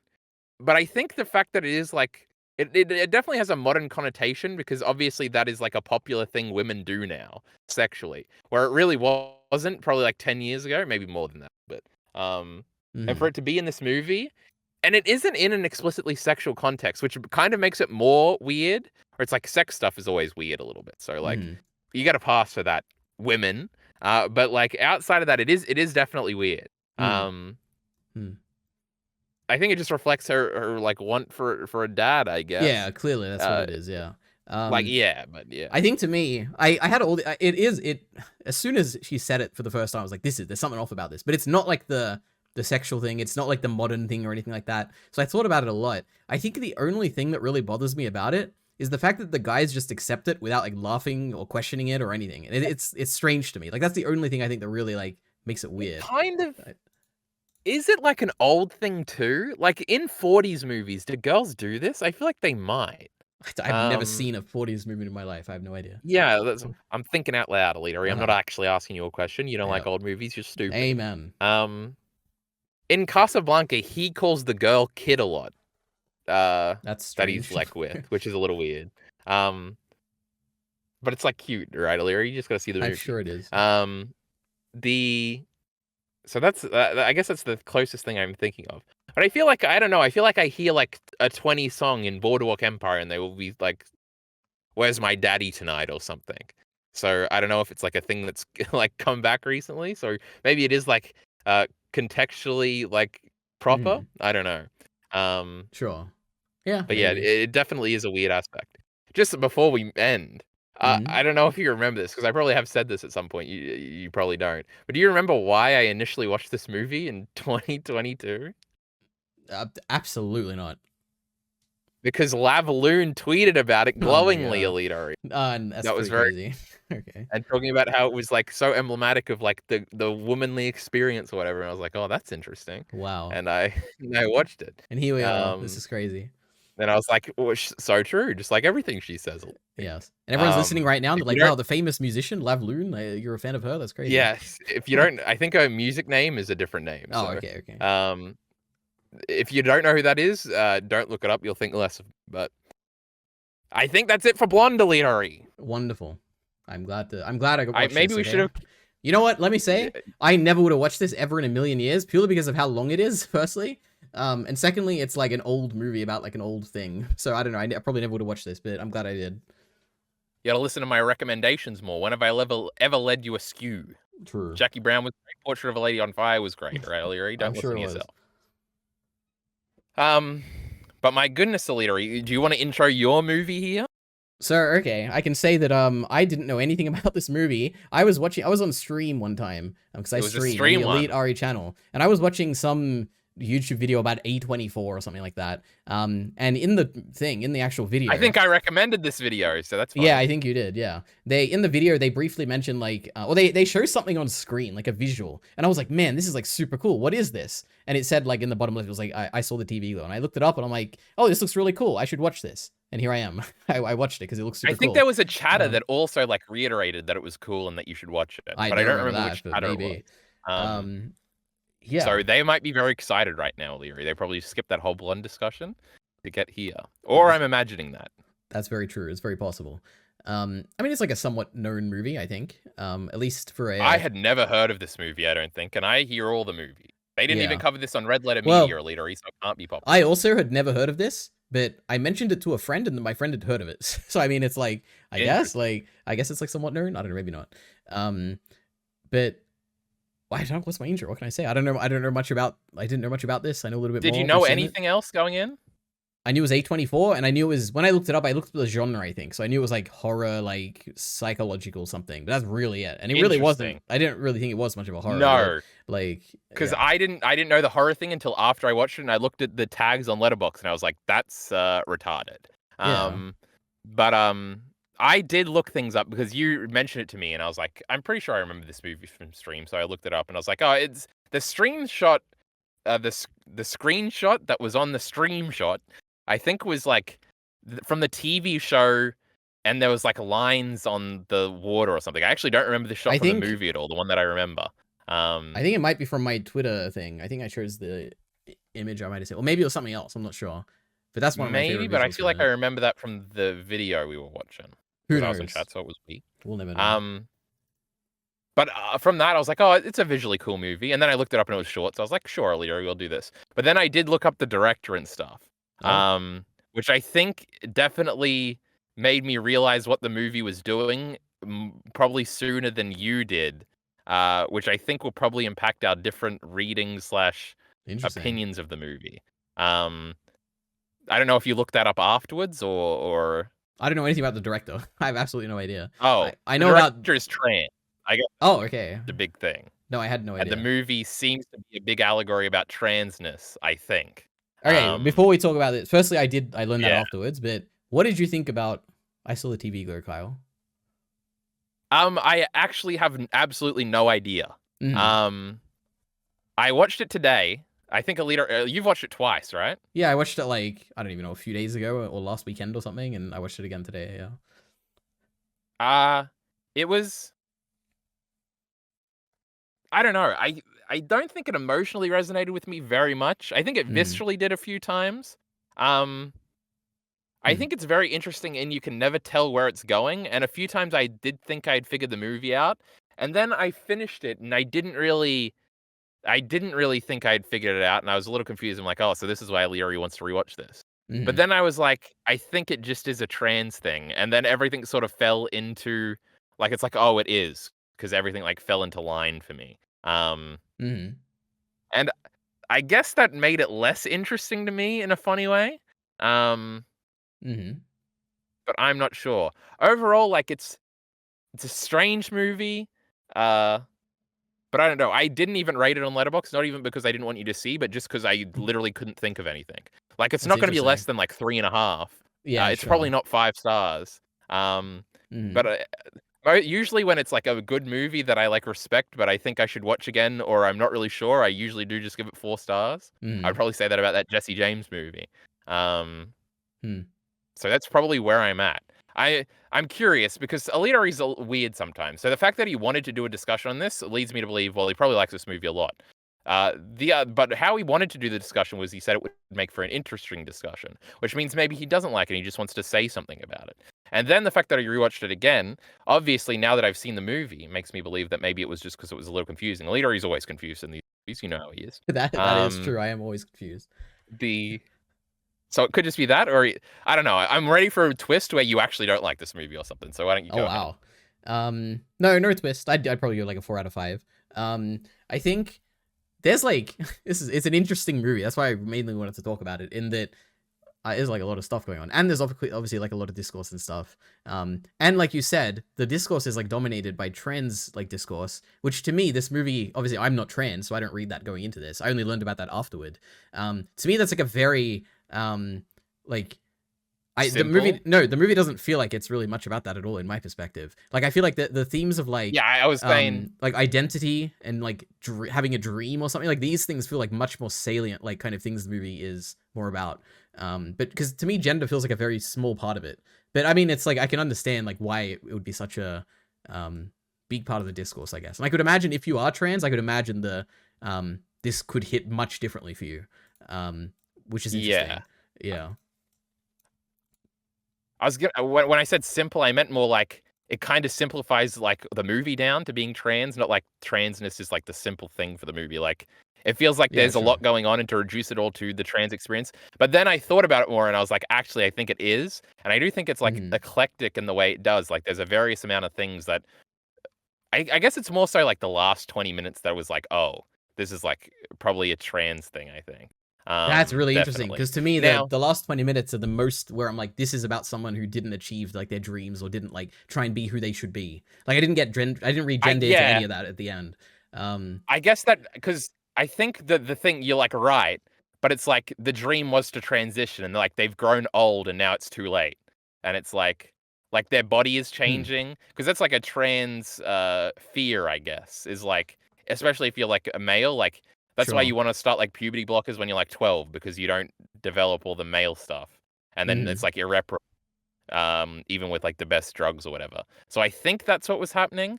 But what I thought was happening is that it was a much more generally like meta story about how they actually are the people in the TV show, and the movie we're watching is them in their like hellscape that they're gonna wake up from so they Hmm. can continue the TV show. And I was convinced for like from like minute like 40 to minute like to like the last 20 minutes, I was convinced that's what we were doing. Hmm. And obviously that's what the girl thinks they're doing. Hmm. But at some point I did realize like we're not gonna get a like at some point, I anticipated that the finale was literally gonna be them fighting the creepy dude, who I think is the father of the kid. Oh, And I was like, interesting. "Oh, Okay. this is, like, kinda cool, and we're gonna completely transition into, like, this, like, late '90s, Hmm. TV vision with, like, the bad choreography and stuff, and Hmm. that's how it's gonna end. Because it's like the reverse. I'm gonna mention The Sopranos again. There's Hmm. like a Sopranos sequence where like it's like a big dream sequence, but like you understand that like the mini plot that's happening in the dream. This dream goes over like a few episodes, so it's like a Hmm. long one. is like you understand that like we're going back to the actual show after this. But like I thought the movie conceit was like, what if you started in like the dream hellscape that like the character Mhm. has fallen into at the end of the second act before they come back out and fight the bad guy? And like the slow reveal. What did we watch recently that was like this? Oh, it's shitty Expedition 33 is like this. Oh, Um okay. the uh The slow where it's like reveal. you slowly realize, yeah, that like the world is not real and Mhm. like you come out of it. So I thought we were doing a simple like meta trick of like remember the dream episodes? What if you like it began in the Yeah, context sure. of the dream and you slow like I was like, "Oh, that's a really cool idea." But then they didn't go all the way with that. Um Well, the thing is, I think they but I get go yeah. they don't. It's not that they don't go all the way; it's they leave it ambiguous at the end. Where you can Yeah, read it either definitely. way. I mean, in my opinion, it You can like definitely. yeah. I mean, I okay. Wait, actually, you continue. I have a lot to say, so continue. Well, I don't know. I was kind of at the end. I guess like like you can be like, oh, he's not like upset that he didn't transition. He's upset that he never like woke up and went to in the real world, which is the TV show or whatever. That can definitely be something you read into it. I mean, there is also a continual like him running away from like the moment where he's supposed to act and he like doesn't over and over again. That's like a very big piece of Mhm. his characterization, probably the defining piece of his characterization. Yeah. Um which is really interesting. And that is like the missing the opportunity. And I have a because that did feel very like descriptively real to me, where it's like you have these big moments in your life that you don't realize are big moments until like the consequences are reaped from the big moment. And then you regret Mhm. with like every fiber of your being like your lack of action in that moment where it's like Mm. you was probably like yeah, I guess that's the best way to explain it. Like if you could time travel, you would have done a lot more in that moment because you realize that that was like the thing where everything Mhm. diverted. But in the moment, you're just like, oh, this is like a normal moment, right? Um, Mm.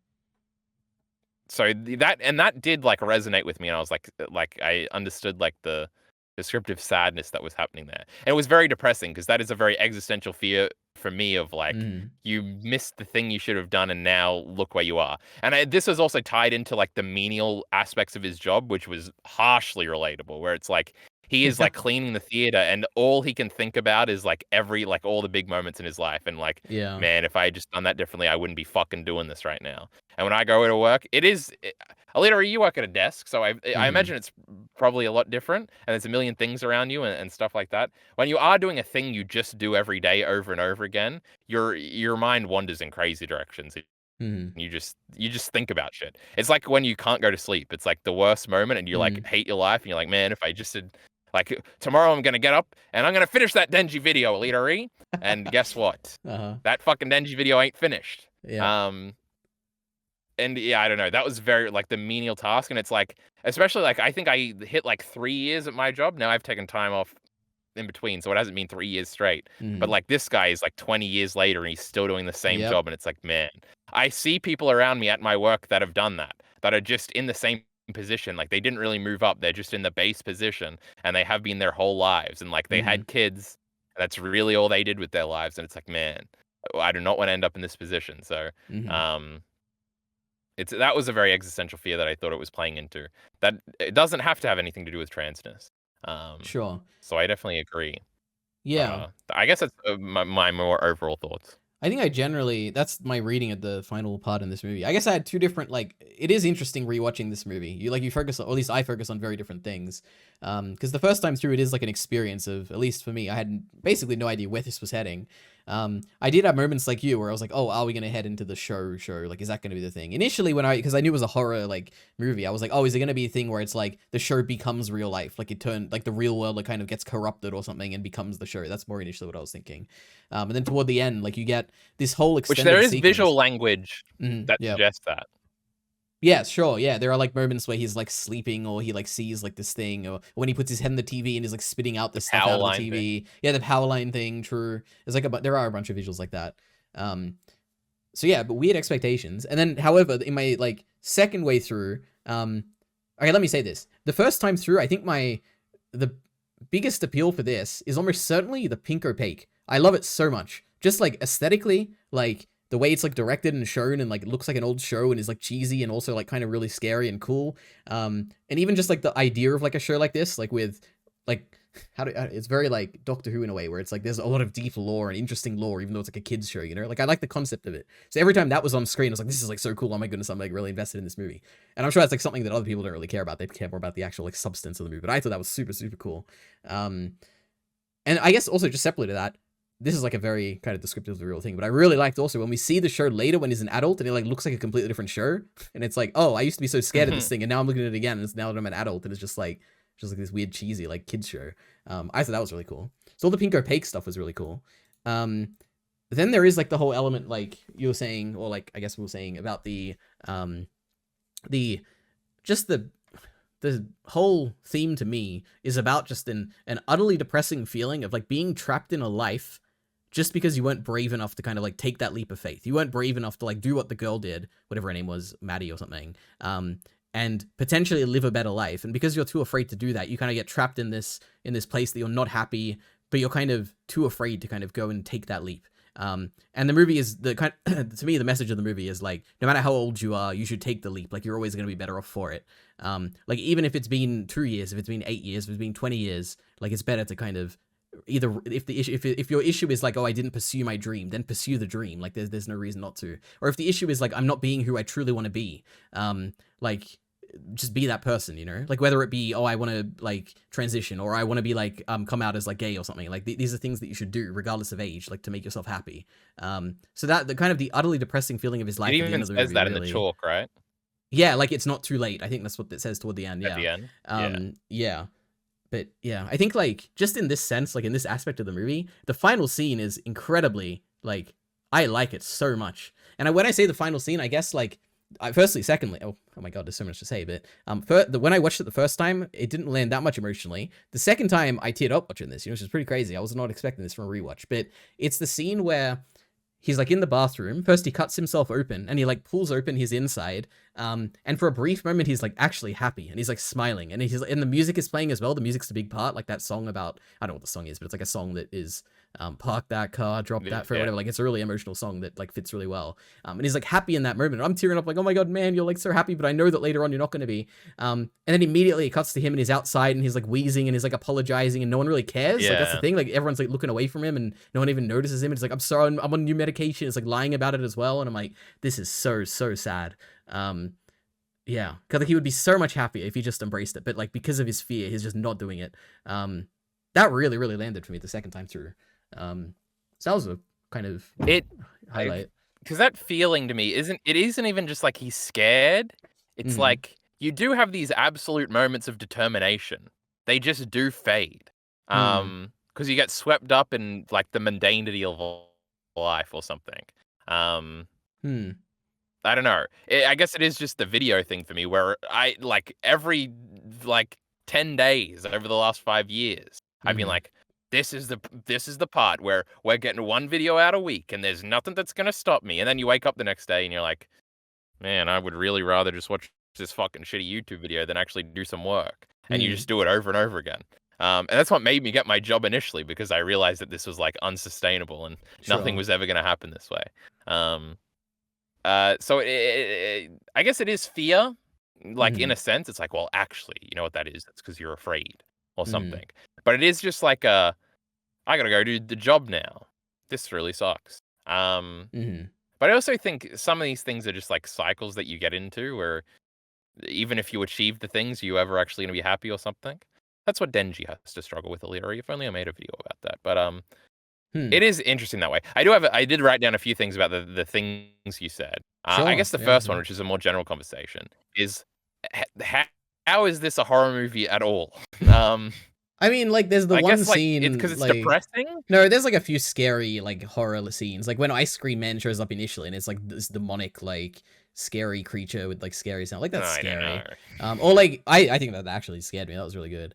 Or like say all the stuff with Mr. Melancholy is like, I can see it as horror, you know, like it is disturbing. It's like, I don't know what else you'd classify it as if not horror. I don't know, like I don't like know. Camp? I don't know. Well, camp I isn't guess a camp genre, can right? be horror. Well, I guess Isn't it? when I think of, well, no, definitely not, right? Like when I think of horror, I think of like things that are either like, oh, we talked about this. So we don't have like an answer to this, but it's like Yeah, we talked about this when, in Weapons. yeah, it's like I don't even know. I have no idea. Is it horror? Probably not. But there are like scary, disturbing bits in it. I have no idea. Like Weapons has like jump scares and a creepy lady that's like evil and a witch and stuff. Yeah, weapons is not horror, Um, or it's not scary at least. I don't know. But Barbarian's obviously horror. um, Who knows? Who knows? Oh my goodness. well, yeah, Um, Barbarian's horror. yeah, Um, but yeah, whatever. If I had seen this before I'd seen those, I wouldn't have considered me having watched a horror movie before. So, sure.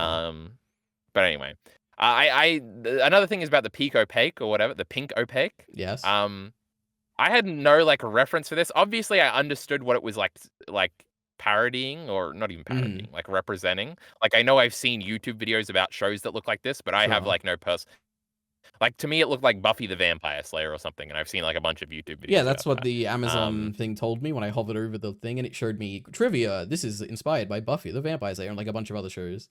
well, I can just put everything together. I don't have to watch anything, and I don't need Yep. the fucking Amazon trivia thing. Yep. Oh my god, I torrented this movie in 4K because I expected a Oh bunch of wow. visual things that I'd really like to see in high detail, and I don't think it was probably worth it. I could have just done the half as big torrent True. in 1080p. But that was interesting. I guess that was kind of a slight disappointment, I guess, is that it wasn't what I was expecting, or I wasn't expecting it to kind of be like Blonde a little bit. Sure. Which is obviously like higher production value. That Mm-hmm. sounds like an insult, but I don't really mean it that way. It's It's just just like different, yeah. clearly this is yeah, very different. I have to say though, I But haven't yeah, I commented don't really that much, but I do like the directing, colors, lighting. Like I like all of that in this. Like the vibe of this movie, I appreciate a lot. It's very yeah, like there's a it lot is of very purples. There's a suffocating. lot of there's a lot of like Yeah. darkness, and I don't know. I like it. It's cool. The other thing, actually, these are kind of two notes that aren't really about the things you said, but it's also the thing about the suburbs that we talked about in the Mm, weapons thing came up here too, where it's that like is true. the horror of the suburbs or whatever, and she just wants to escape it. I think she has a line about how she hates the suburbs or whatever, so that's funny. It is Yep. interesting because it these American suburbs do look like this one in the movie and in Weapons. They like look the same, and Mm, it is like gross to me. It does fill me with like existential dread, and I don't like it. Which is weird mm, because I've lived in the suburbs my whole life. Come dox me, Elite Ori, I'll fight you. mm. Um, but I don't feel this way at all. I guess I live in a poorer neighborhood. Don't dox me, Elite Ori. Okay. So it's not as like uniform, and I guess like everything, like the houses they live in is so like big and stuff that it's like I guess it's like the part of that is like part of the weirdness that I don't like. So I don't know if that's why it's different. I guess it's also that they in these American movies they like there's like a focus on like community and I guess Mm, small townness, which I guess don't dox me, Leary, but I live in like a suburb of like a larger city, I guess. Um, I don't know. It's very different. It's like I'm very comfortable and I like the area I live in. It doesn't fill me with dread at all. And it's interesting that these American suburbs and all these movies, whether it's horror movies or not, do really fill me with dread. And it is something like American pop culture talks about all the time. So I don't know. I mean, I'm completely on your side. But the sense, Like, it is weird to me. I've never yeah, had an issue. Like, I grew up in suburbs. Like, I liked it. It was cool. I don't know. I like my little local neighborhood. It was nice. yeah.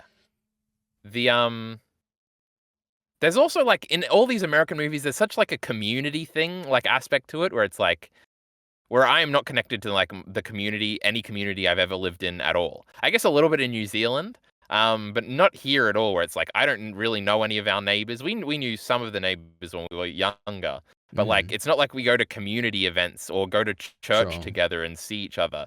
And like the place I work is a long way from where I live, so it's like that community is completely different. So it's not like I work with the people near where I live, and I went to school like 20 minutes away too. So it's like that was a whole Mm, different community. So I never had like any sort of like conformity like that. Whereas it feels like the vibe you get from these American suburbs is like there's a school, like one school in the town, and everybody goes to that school, and there's a mm, church that they all go to on the weekends, and everybody knows each other. So it's like hard for like when like there's the reputation on the girl in this movie that like she tried to touch that girl's boob and she's gay or whatever. It's like she can't really escape to anywhere. It's like mm, I feel like if anywhere you go, like where I live, like nobody would know you, so you don't have to like leave and go somewhere new to start anew or something. But mm. it definitely felt that way in this movie. So that's I don't know. Those are like little setting things that definitely function into it. Yeah. Um, the other note I had that was how like and I think this folds into the transness thing. But it's how he finds like sexuality very scary. Um, Hmm. I think this was a very interesting piece of characterization where like he walks in on like his manager having sex Oh with a yeah. lady and he like freaks out. And obviously that's like awkward, but he's like Mm. freaking out in a different way. And then like the manager even like chauvinistically is like, maybe you could fuck her too, bro. And Mm. he's like, it doesn't like react to that. He's clearly like a little autistic or something because of how he reacts to most things. But Mm. also when he's asked, like when the girl like tells him she's gay, um, he's like, "Oh, yeah, like, I don't really understand," and, like, when he thinks about it, he, like, wants to dig a hole and, Mm. hide in it or whatever. So I thought all that was really interesting. I don't know Mm. if it's just because to confront this would be confront his transness or something, and that's why that's in there. Um, I think some people, when they talk about sex like this, uh, like, it's not always a trans thing, I'm just not sure. Mm. Um, I thought that was interesting, I don't know. Let me think. I guess I didn't really think much about it. I figured because the reading I had immediately was like, oh, he just like doesn't really care about sex much. Um, Yeah. hmm. How does that square with everything? I don't know. I'm not sure. I don't really have a strong opinion on this. No, it's just interesting, I guess. I don't really have a Sure, yeah. conclusion. I don't really have a conclusion about anything, but That's right. um, Not that Denji video either. true. One day. Oh, oh, All right. that's a little mean. You already talked about this, but I think you disagreed with me. I love the sci-fi concept of starting out with characters in a world and then thinking it's the real world and then finding out that, it's a fantasy orchestrated by Mr. Melancholy. I like it. It's really cool. That was Now, cool. I just don't know if that's what was happening. yeah, I mean, in my reading, it almost certainly is. Like, it's like both readings are happening where it's like, obviously, one, it's like a metaphor for not having a self-actualized life or whatever. But on the other hand, it's also, literally, he's in Mr. Melancholy's like nightmare that is created for him. I think it's super cool. So I like both. There was actually, I think the best moment in the movie is the monologue the girl goes on convincing you that that is what's happening. We're And gonna then I disagree about immediately this. felt Mm. And then oh, interesting. And then I immediately felt that like, oh, I'm being fucked with now, and the movie's gonna pull it out, and it's gonna do the thing about how escapism is bad, and this is really stupid, and you shouldn't think this, and there's like no escape from your problems.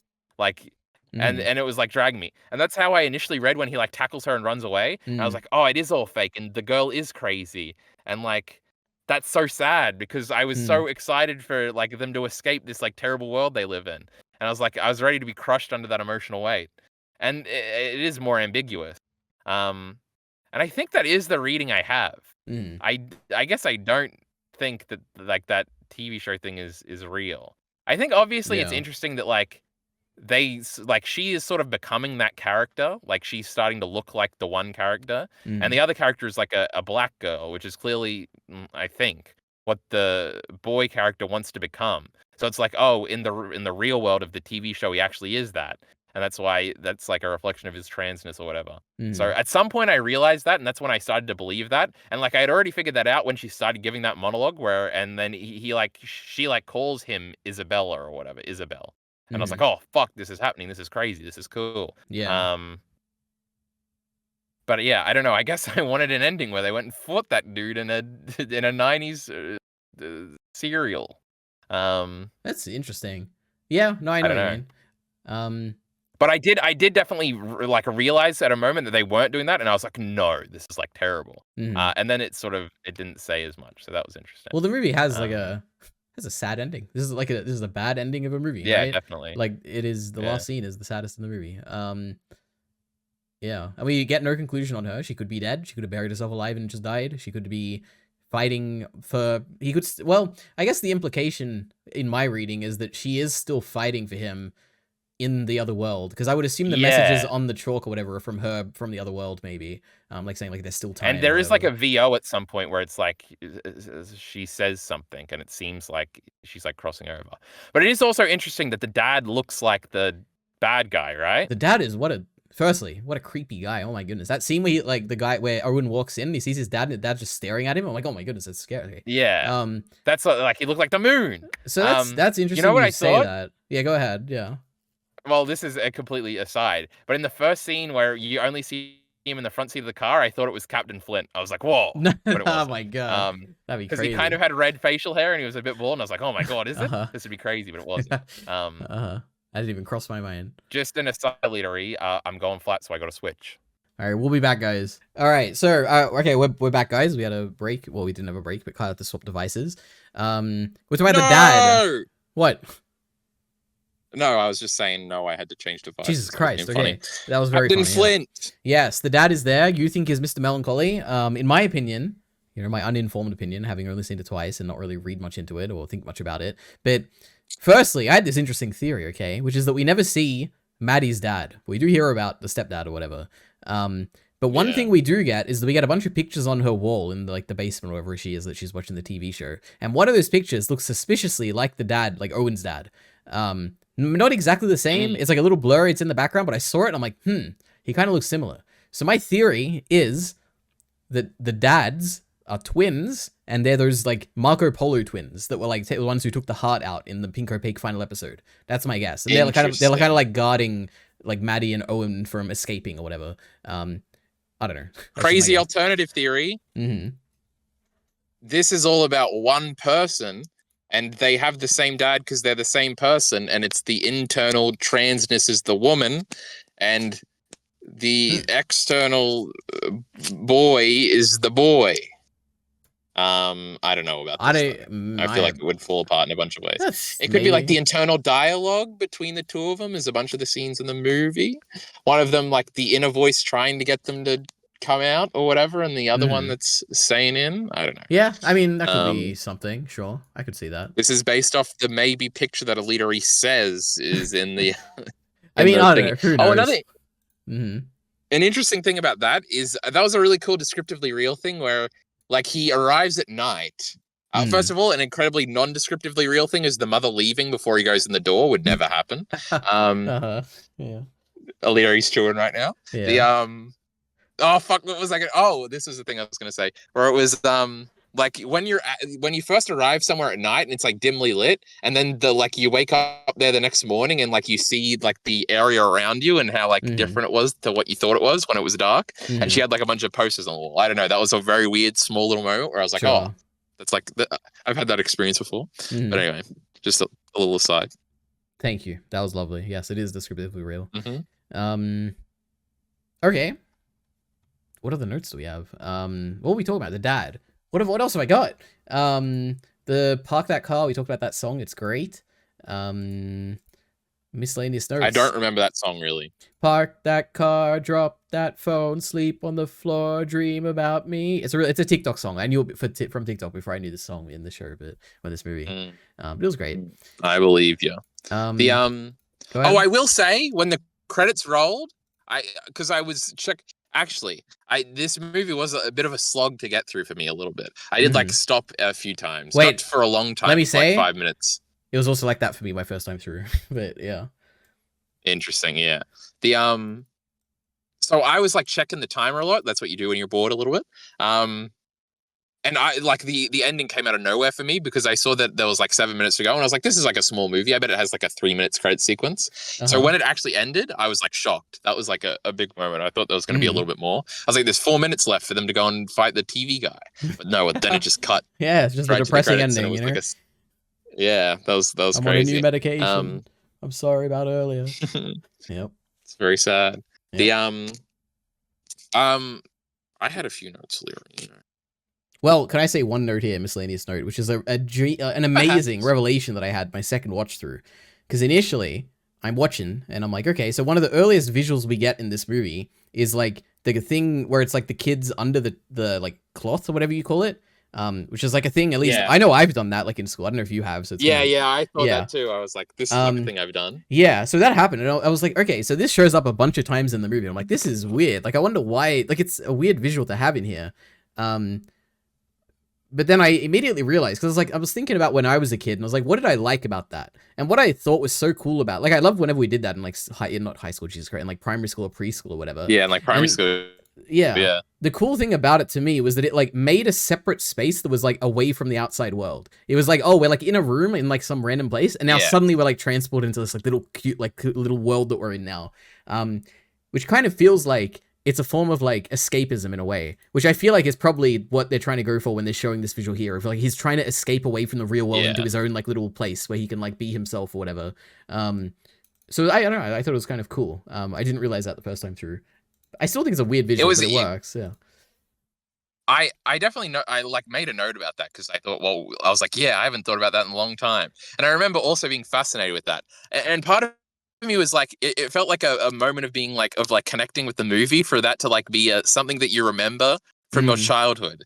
It feels like that's a select mindset of a person who would think that way. And I was like, I don't know, maybe it's a little autistic thing, but I was like, oh, I totally like get the fascination with that. It was like a weird little thing. Because I'm sure there's a million other things you did in primary school that you've forgotten. But the fact that that's like a memory. And Alita, you're in our group too, so congratulations. I mean, your but group, also it what might does just that be a mean? universal thing. Oh, okay, in the group of well, the I was saying the of movie connected yes. with me. Yes. Wonderful. Yes. The movie also, by the way, the movie also directly connected with you by breaking the fourth wall as Owen looked at us and talked to us directly. Yes. It was cool. And that was something she called out, where she was like, oh, does it ever feel like... Yeah, that was interesting. There was also like the existential feeling of like time passing very quickly, which is obviously, I think, a thing most people feel and are scared of. And again, it's like the thingy of like, is this just because reality is like crumbling, or is it just like a thing that you feel is surreal, but is actually like very obviously real? It's both. And the movie plays with that, yeah. Oh, is it? Or is it just the real thing? No, it's both. My goodness. But also, it is a thing where it's like accelerating. It's like the first jump is 2 years, and then it's 8 years, and then it's 20 years. And it's like, man. Yeah. Oh, I don't have any notes on this, but man, the scene where he like, it's after the 20-year time skip, and he's like taking the TV inside, and he's talking about how he has a family now. And in my opinion, very clearly, he's just talking about like the people on TV. Yeah, exactly. It's like, does he have one? Does he not? Is he just talking about like TV shows or something? And I'm like, oh, that's like so sad. But yeah, it is true. We just never see the family. Like they could exist, but I would say they probably don't. Yeah, man. Yeah, me too. Yep. Yeah. Interesting. Okay. Anything else? I have a bunch of miscellaneous stuff. I got a weird miscellaneous one. Their voices were weird as kids. And that's true. The way they spoke was very interesting. And it was like very... Like the girl kind of sounded like a boy, and the boy kind of sounded like a girl. I completely agree. Yeah, it was interesting. I don't know if it was intentional or if it just happened to be what they sounded like, but yeah, it was strange. Yeah, and I hadn't even considered that being part of the transness until this very moment, but I guess that would work. I don't know how intentional that is. Again, it could... what you just said, it could just be their voices. But it was odd because right after Blonde, where how I already forgot her name, the actress in that speaks a little weird. It was like, oh. Yeah, so it was a weird connector there. Yep. True. My next note says, what is the truth? Are they the protagonists of the TV show? Are they similar? We already talked about all this. I guess this was an interesting way to frame it. Are the protagonists of the TV show, are they the protagonists of the TV show and that's why they're similar? Or were they drawn to the TV show because of their similarities?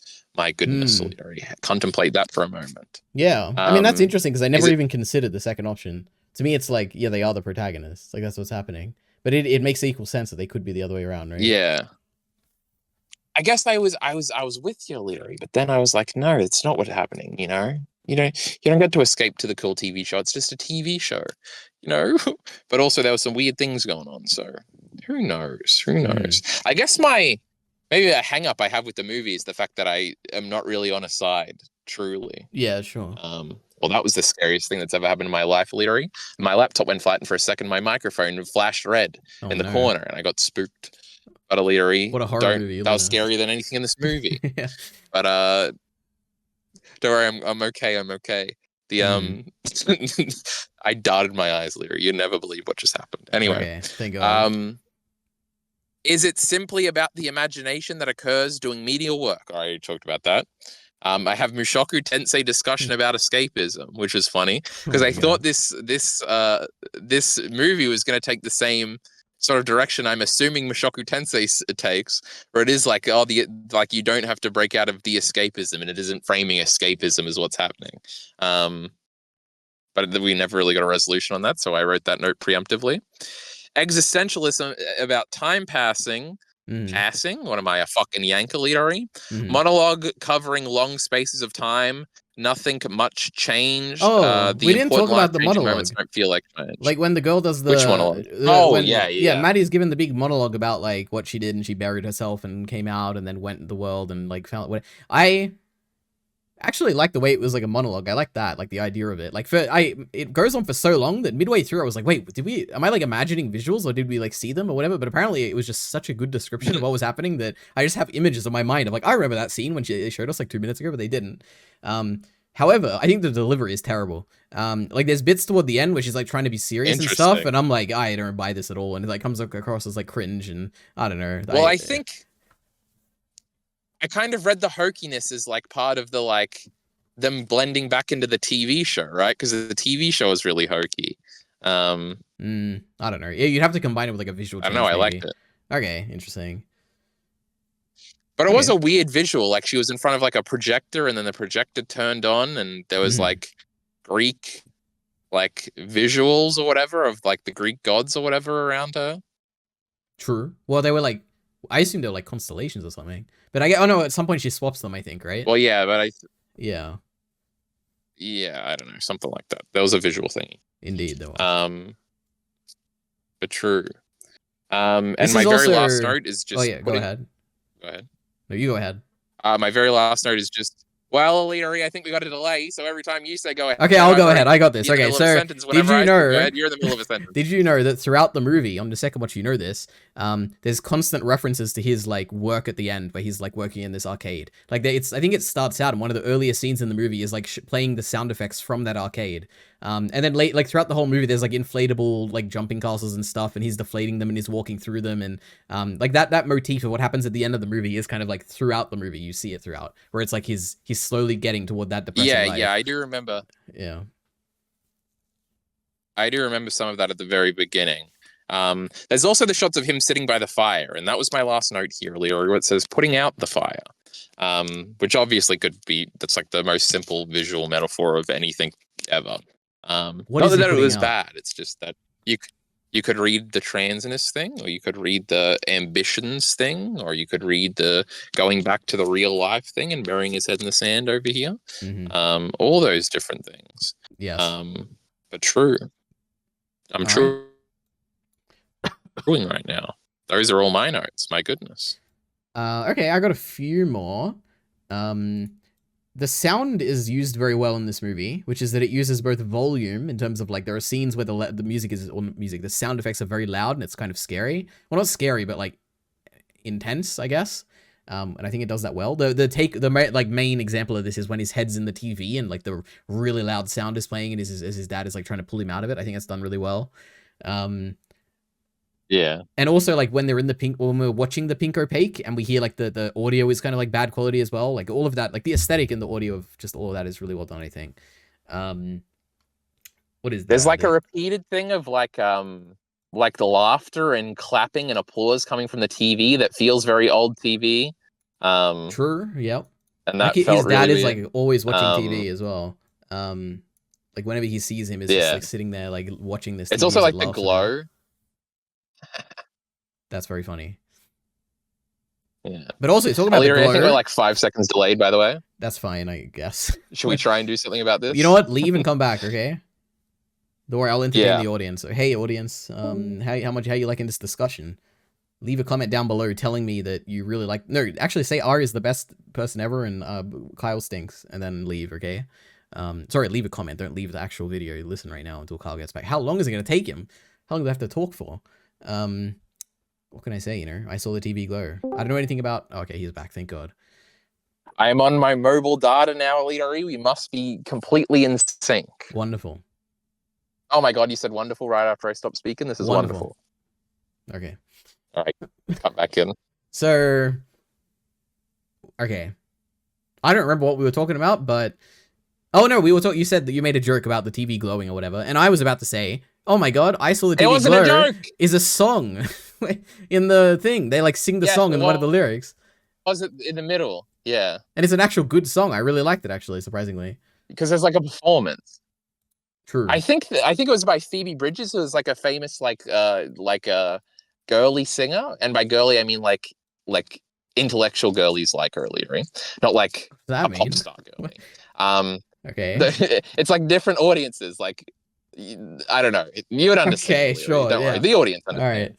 The Uh-huh. it's not like Taylor Swift. It's like Lana Del Rey. You understand, Leary. Is that the The Call Me Maybe? Or is that her? No? No, that's Carly Rae Jepsen. Oh, okay, I That's have a no completely idea. different girl. Okay. But yeah, I think she was doing the performance of that in the middle of the movie. That was an interesting scene. True. Because Good song. because there's two different performances. And Yes. they're both kind of about the situation, and they're as they're chatting away, and she's like trying to break him out of the fake reality, or is she? I don't know. Yes. One of them is like, I don't even know how to describe it, because, you know, me, famously, if you've ever listened to one of our discussions, anyone listening right now, you know that I hate whenever there's anything symbolic in terms of language in a movie. Whenever they're reciting a poem or saying something in goddamn Garden of Sinners, that final movie, all of it goes Norma over my Jean, head. that man is your father. Norma Jean, that man is your father. Yeah, sure. When they're singing this song, I'm like, I think I get it, but also who knows? Like, I'm not really good with the lyrics and stuff. But the first one, she's talking about like, oh, I paint the ceiling black, so when I open my eyes, I can't tell if I close my eyes, I can tell if they're closed. Yeah, I'm like, that's like a very depressing kind of thing. And the second one is like a more like she's literally screaming into the mic, and it's like just the rage, or not the rage, it's like I don't know what the word is, but it's like, I just hate life. I don't know. That's like the feeling I got from it. Did you know, Alita, that depression is rage turned inward, so it is rage. That's a Sopranos line, Leary. Yeah. Oh wow, that's something. That's deep. Yep, thank you. You would think about that for the rest of your life. I feel like it's something Andrew Tate would say or something. Sure. So thank you. That's lovely. Okay. Let's talk about Mr. Melancholy. Why is his name Mr. Melancholy? This is the most obvious symbolism in the world, but like, what is it symbolic for? Because melancholy is not good, Alita. That's like the worst feeling. True. I like it, Mr. Melancholy. And what a voice, you know? Creepy voice. Creepy visuals. I like Mr. Melancholy. I like, actually, let me say, yeah, true, you do think that. I wonder if it was voiced, no, it wasn't voiced by that. I looked this up, actually. It was voiced by, I think it was a girl who voiced him. Or maybe they just had a feminine name. I don't know. I didn't really look them up. But anyway, the final episode, in terms of like the season 5 finale, oh my goodness, it's just so good. Like, the concept of, I don't know how to explain this.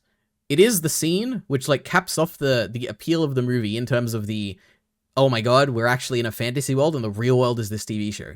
But the way it's done is so good, where the villain like comes to life, but he's not like the villain that we saw earlier in terms of like the moon in the sky. He's like a man, and he has like a face or whatever, and he like comes into scene, and it's like it's a little bit off from what we saw earlier, and it kind of makes it feel more real, which is the moment where we're meant to realize or like conclude here that it actually is like real. And it's I don't know, it's like the villain being an actual person is like kind of it's a cool feeling of like, this isn't just like some moon abstract villain, super villain guy. It's like a person like with superpowers who's like doing this crazy thing to these people and like licking their face and like giving them this like making them spit out this like white like fluid or whatever. It's like blue. Whatever. It's like silvery like blue. Yeah, it's like gross. I don't know. Yeah. It's really cool. You know, Alita, as I'm sitting here completely surrounded by darkness in a car. Yep. And, you know, it's a little creepy vibes out here. And now I'm thinking about this creepy moon guy. And I'm thinking about that guy with their hearts and putting them in the fridge and their creepy stares. I'm like, maybe this movie was a little creepy, you know? Amen. Maybe when I lay my head down on the pillow at night, maybe I will dream about a creepy moon man and I will be a little bit scared. So maybe it is a horror movie. You know what? Let me say this, okay? Firstly, I said this during our Barbarian discussion. Oh my goodness, I was terrified. After I watched Barbarian, I was so scared to sleep that night because I was like, oh my god, what if I open my eyes and the big scary lady is here next to me? Oh my god. So that actually scared me. You know what? This movie also did scare me when I was at night and I was closing my eyes and I'm like, oh my god, what if Mr. Melancholy is like right there? Like, it was a thing in my mind where I actually was scared a little bit. It wasn't as bad as Barbarian, but because it's much But you less live grounded, alone, all right? That is true. These fears are much worse. But you also, well, I don't know if I should say that. I live in an really. apartment, so Is it's the hard thing. to get off here. Yeah, But, you live in an yeah. apartment building, so you know Yeah. they would have to get up a bunch of weird places to be Well, able to get there. But you the know, thing is, there's a big balcony next to me with a big glass thing they could just like break and get in. You know, but, yeah, it's a bit that's scary. scary, Alita. You shouldn't have told me that. Now I'm gonna be scared when I'm living in an apartment one day. Yep. Um, Anyway, scary movie. but true. Wait, I had another realization where I was like, something that I thought wasn't cool was now cool about the movie. Oh, I think that kept grounding me in like the TV show isn't real. Was that like a real life feels so real. And that the TV show feels so fake. But I think that is just like an interesting like dichotomy where the movie is committing in your reading, where the TV show is the real thing, where it's like, I don't know, they sometimes they have such like grounded interactions where I'm thinking particularly of the girl where she'll say something and I'll be like, this feels like really real. And so it's like unintuitive for me to think that the hokey acting in the TV series is real. But also it's like interesting to reverse the roles in that sense of like the hokey TV show version is like that is more real than like the grounded, gross, descriptively real elements. There's something about like what do you call it? Like the idealization of fiction or something, and maybe it captures the essence of what it means to be alive more than actually being alive does, or whatever essence means. That's kind of interesting. But too bad the TV show wasn't real. So speaking about that, how I would love to watch a show like this, or make it like a mini series on Netflix or something, just like the Pink Opaque as like a show. I would absolutely watch that. Oh my goodness. I think it would be more interesting as like a meta sequel to this or something. Yeah, true. That's a good idea. Where I guess the guy embodies the message at the end, and he actually like we do see them go back or something. And then cool. Like the character but it's never like direct, and like the character would have to reference something that would like make you think that the guy in this fake world watching had like a happy ending or something. I think that would be really cool and interesting. Yep. Didn't you say that there was like some show you watched where it was like live action and then it was animated or something? Yes, yeah, The Hollow. It was crazy. That's kind of crazy. Yeah, that's kind of interesting. But that's just more sort of like form than like merging like a theme or whatever in. There's interesting ideas there. Yeah. I just also got reminded about, I think it's just like in terms of the Pink Opaque, the best thing about this movie. It's so cool how like the show ends just utterly depressingly. It's like these two girls get like buried alive. The bad guy wins and like is basically like raping them and licking their like face and putting all these like juices in them or whatever. And the show's like over. And it's like, oh, it's like what a depressing like end to a kid's show. I think it's super cool. But obviously it's not a real show. But except it's not a leader. Yeah, exactly. They're gonna wake up. Exactly. Or something. I don't know. Yep. Another interesting thing, like a weird descriptively real thing at the beginning was like how they were like communicating through her leaving him these like little notes with the episodes on them. And I think it was interesting where you have that sort of relationship that's very indirect and then you're like forced to confront that person or something or interact with them. And it's very like not like warm, and like that person isn't real. Like she came off as a very warm like person in those notes and stuff like that. Whereas when he like interacted with her, she wasn't. And that was like a very, I feel like when I used to like message, like in like the most awkward teenage years, when me and my cousin would talk on like Facebook Messenger about stuff, like games or wrestling or whatever. And then we'd get in person and it's just like, you wouldn't bring anything up, even though you probably should, just because it's like awkward because you're like teenagers or whatever. Felt very much like that. It's like when you are talking about this interest, you just don't know how to like bring it up naturally, and like I don't know, that was a very interesting thing to me. Yeah, that is interesting. True. I feel like I was about to say something. What are we talking about? The Pink Opaque. There was moons. Oh, the two characters. They're like exchanging. Oh, I was gonna say like this is also the case, which I didn't realize the first time through, but the two characters in Pink Opaque have only met once as well. Like they meet once, and then all their other interactions are like psychically or like long distance, which is interesting. Yeah, I don't know how that ties into anything. Interesting. But yeah. There is also the imagery we cut to a lot supporting your reading, where she like burns her TV, and that's like representative of her like waking up or whatever. and then he like tries to put it out, but he just gets a different one. He tries to what? Burn the TV? What do you mean? Well, no, he puts it out on the front, like for Like curbside throws it pickup away. or whatever, right? Sure. But then Well, he just that's the gets a thing. bigger one. Like he throws away the old TV, gets a new one, but in the new one, when he's watching on streaming, it's like a different show, right? At that point, or does that happen earlier? I don't actually remember. Yeah, no, Yeah. that is when he gets the new one. He's like, oh, it's on streaming, and it looks really different, and it's not scary at all, and it looks much more like a kids show or whatever. Yeah. The Ice Cream Man is just the guy, you know, instead of a terrifying, horrifying CG monster with scary noise. Oh my goodness. Yeah. You know what depressing thing about this movie? No good reaction videos. So sad. It is what it is. That's interesting, what yeah, happens because nobody's movie. ever heard of this goddamn movie. Apparently my friend has, so I don't know. It's crazy. Maybe it's like a big I bet TikTok, there's, like there's a lot of edits or something potentially. Maybe. I could imagine that.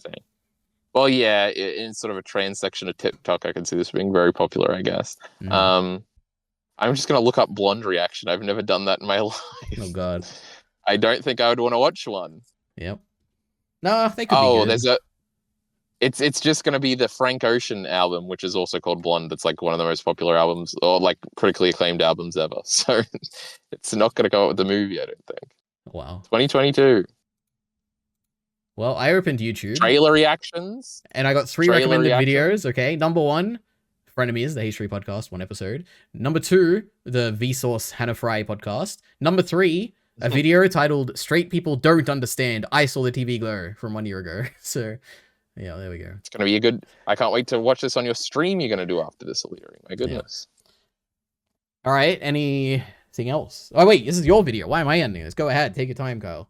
Oh my goodness. I'm seeing the Be Kind Rewind video called So I Watched Blonde, and the thumbnail has no thanks written in it. My goodness, 34 minutes. We'll have to watch that one on stream. True. I watched the Blonde movie. It's worse than I thought. My goodness. That's so sad. And then it's just a bunch of trailer reactions. Nobody actually reacted to the movie. Very sad. Is it a popular movie? I mean, there was discourse about it at the time, I suppose, but I would say it's probably not that popular. It is not. 77,000 ratings on IMDb. No, the dastardly IMDb. Versus, for the I Saw the TV Glow, 42,000. So it's like half as popular as Blonde. Or double as popular, right? Well, I guess the other way around, but yeah, true. True. Is that all we have to say about this movie? I think so. So you're going to give it a 4 out of 5, you reckon? Yeah, because mainly... Okay, so... It's interesting, because this really did get to me emotionally by the end. However, even on the second watch, it still is a little bit hard to get through, where I'm like, there's like a few scenes where I'm like, okay, like, you know, we're just like watching this, and I don't really, like, I get to the interesting bit, you know? Yeah. Yeah. But there are, like obviously, the Pinko Pig is so good. Funny. It is a short movie, that is funny. Like, Blonde was really easy to get through. Despite how long it was, this was not as easy. I don't know. It's like something's off, but you know, it's really, really good. So I'd give it a 4 out of 5. And then you would give it a question mark out of 5, right? Yeah, I guess 4 out of 5. I don't know. I get this discussion hasn't helped me settle on a score at all. So interesting. Anyway, so we have wrapped up this great discussion. Next is still David Lynch, I think. Apparently we should have done Mulan Drive and Blonde at once. The fact that people compare it to Blonde, I guess compare Blonde to it negatively, makes me a little excited, I guess. Is that plan, I guess, is my understanding is when I was looking up like, oh, what movies to watch, I think I was looking up like mystery movies and that came up. So is that like a mystery movie? Or is that am I just like completely being led the wrong direction with that? I think most David Lynch things are mysteries. I think they're usually abstract. Like I know Twin Peaks is like who murdered that girl or something. It's like the conceit of that show. The plan was to do Blue Velvet and Mulan Drive. Are they both? If anybody has an opinion on that, they're both his movies. Yes, they are actually like 15 years apart though. But he had a career over like 60 years. So, I don't know. We might do other ones. We usually do ones on impulses and throw these. We're supposed to do Blade Runner or something. True. We're supposed to be The Godfather or something. One day, we'll get to all these things one day. We generally do. We've had a pretty good track record of one of these a month, I think. You know what we should do? We should pick a random anime series and watch one of their like non-canon movies just randomly. You know, like the Tokyo Ghoul movie or something. I don't even know if that one exists, but something like that. You know, that'd be very funny. Yes, that would be Yeah, funny. please I comment down guess. below. What's your favorite anime movie that we could watch that's non-canon or like one of those weird like TV movies? Let's watch the great movie Akira, Alita. You want to watch that one? No, I don't want to watch that. I mean, maybe for a discussion. I'm not watching it for myself. God. Yes, my goodness. But with that being said, we're ending this video, I believe.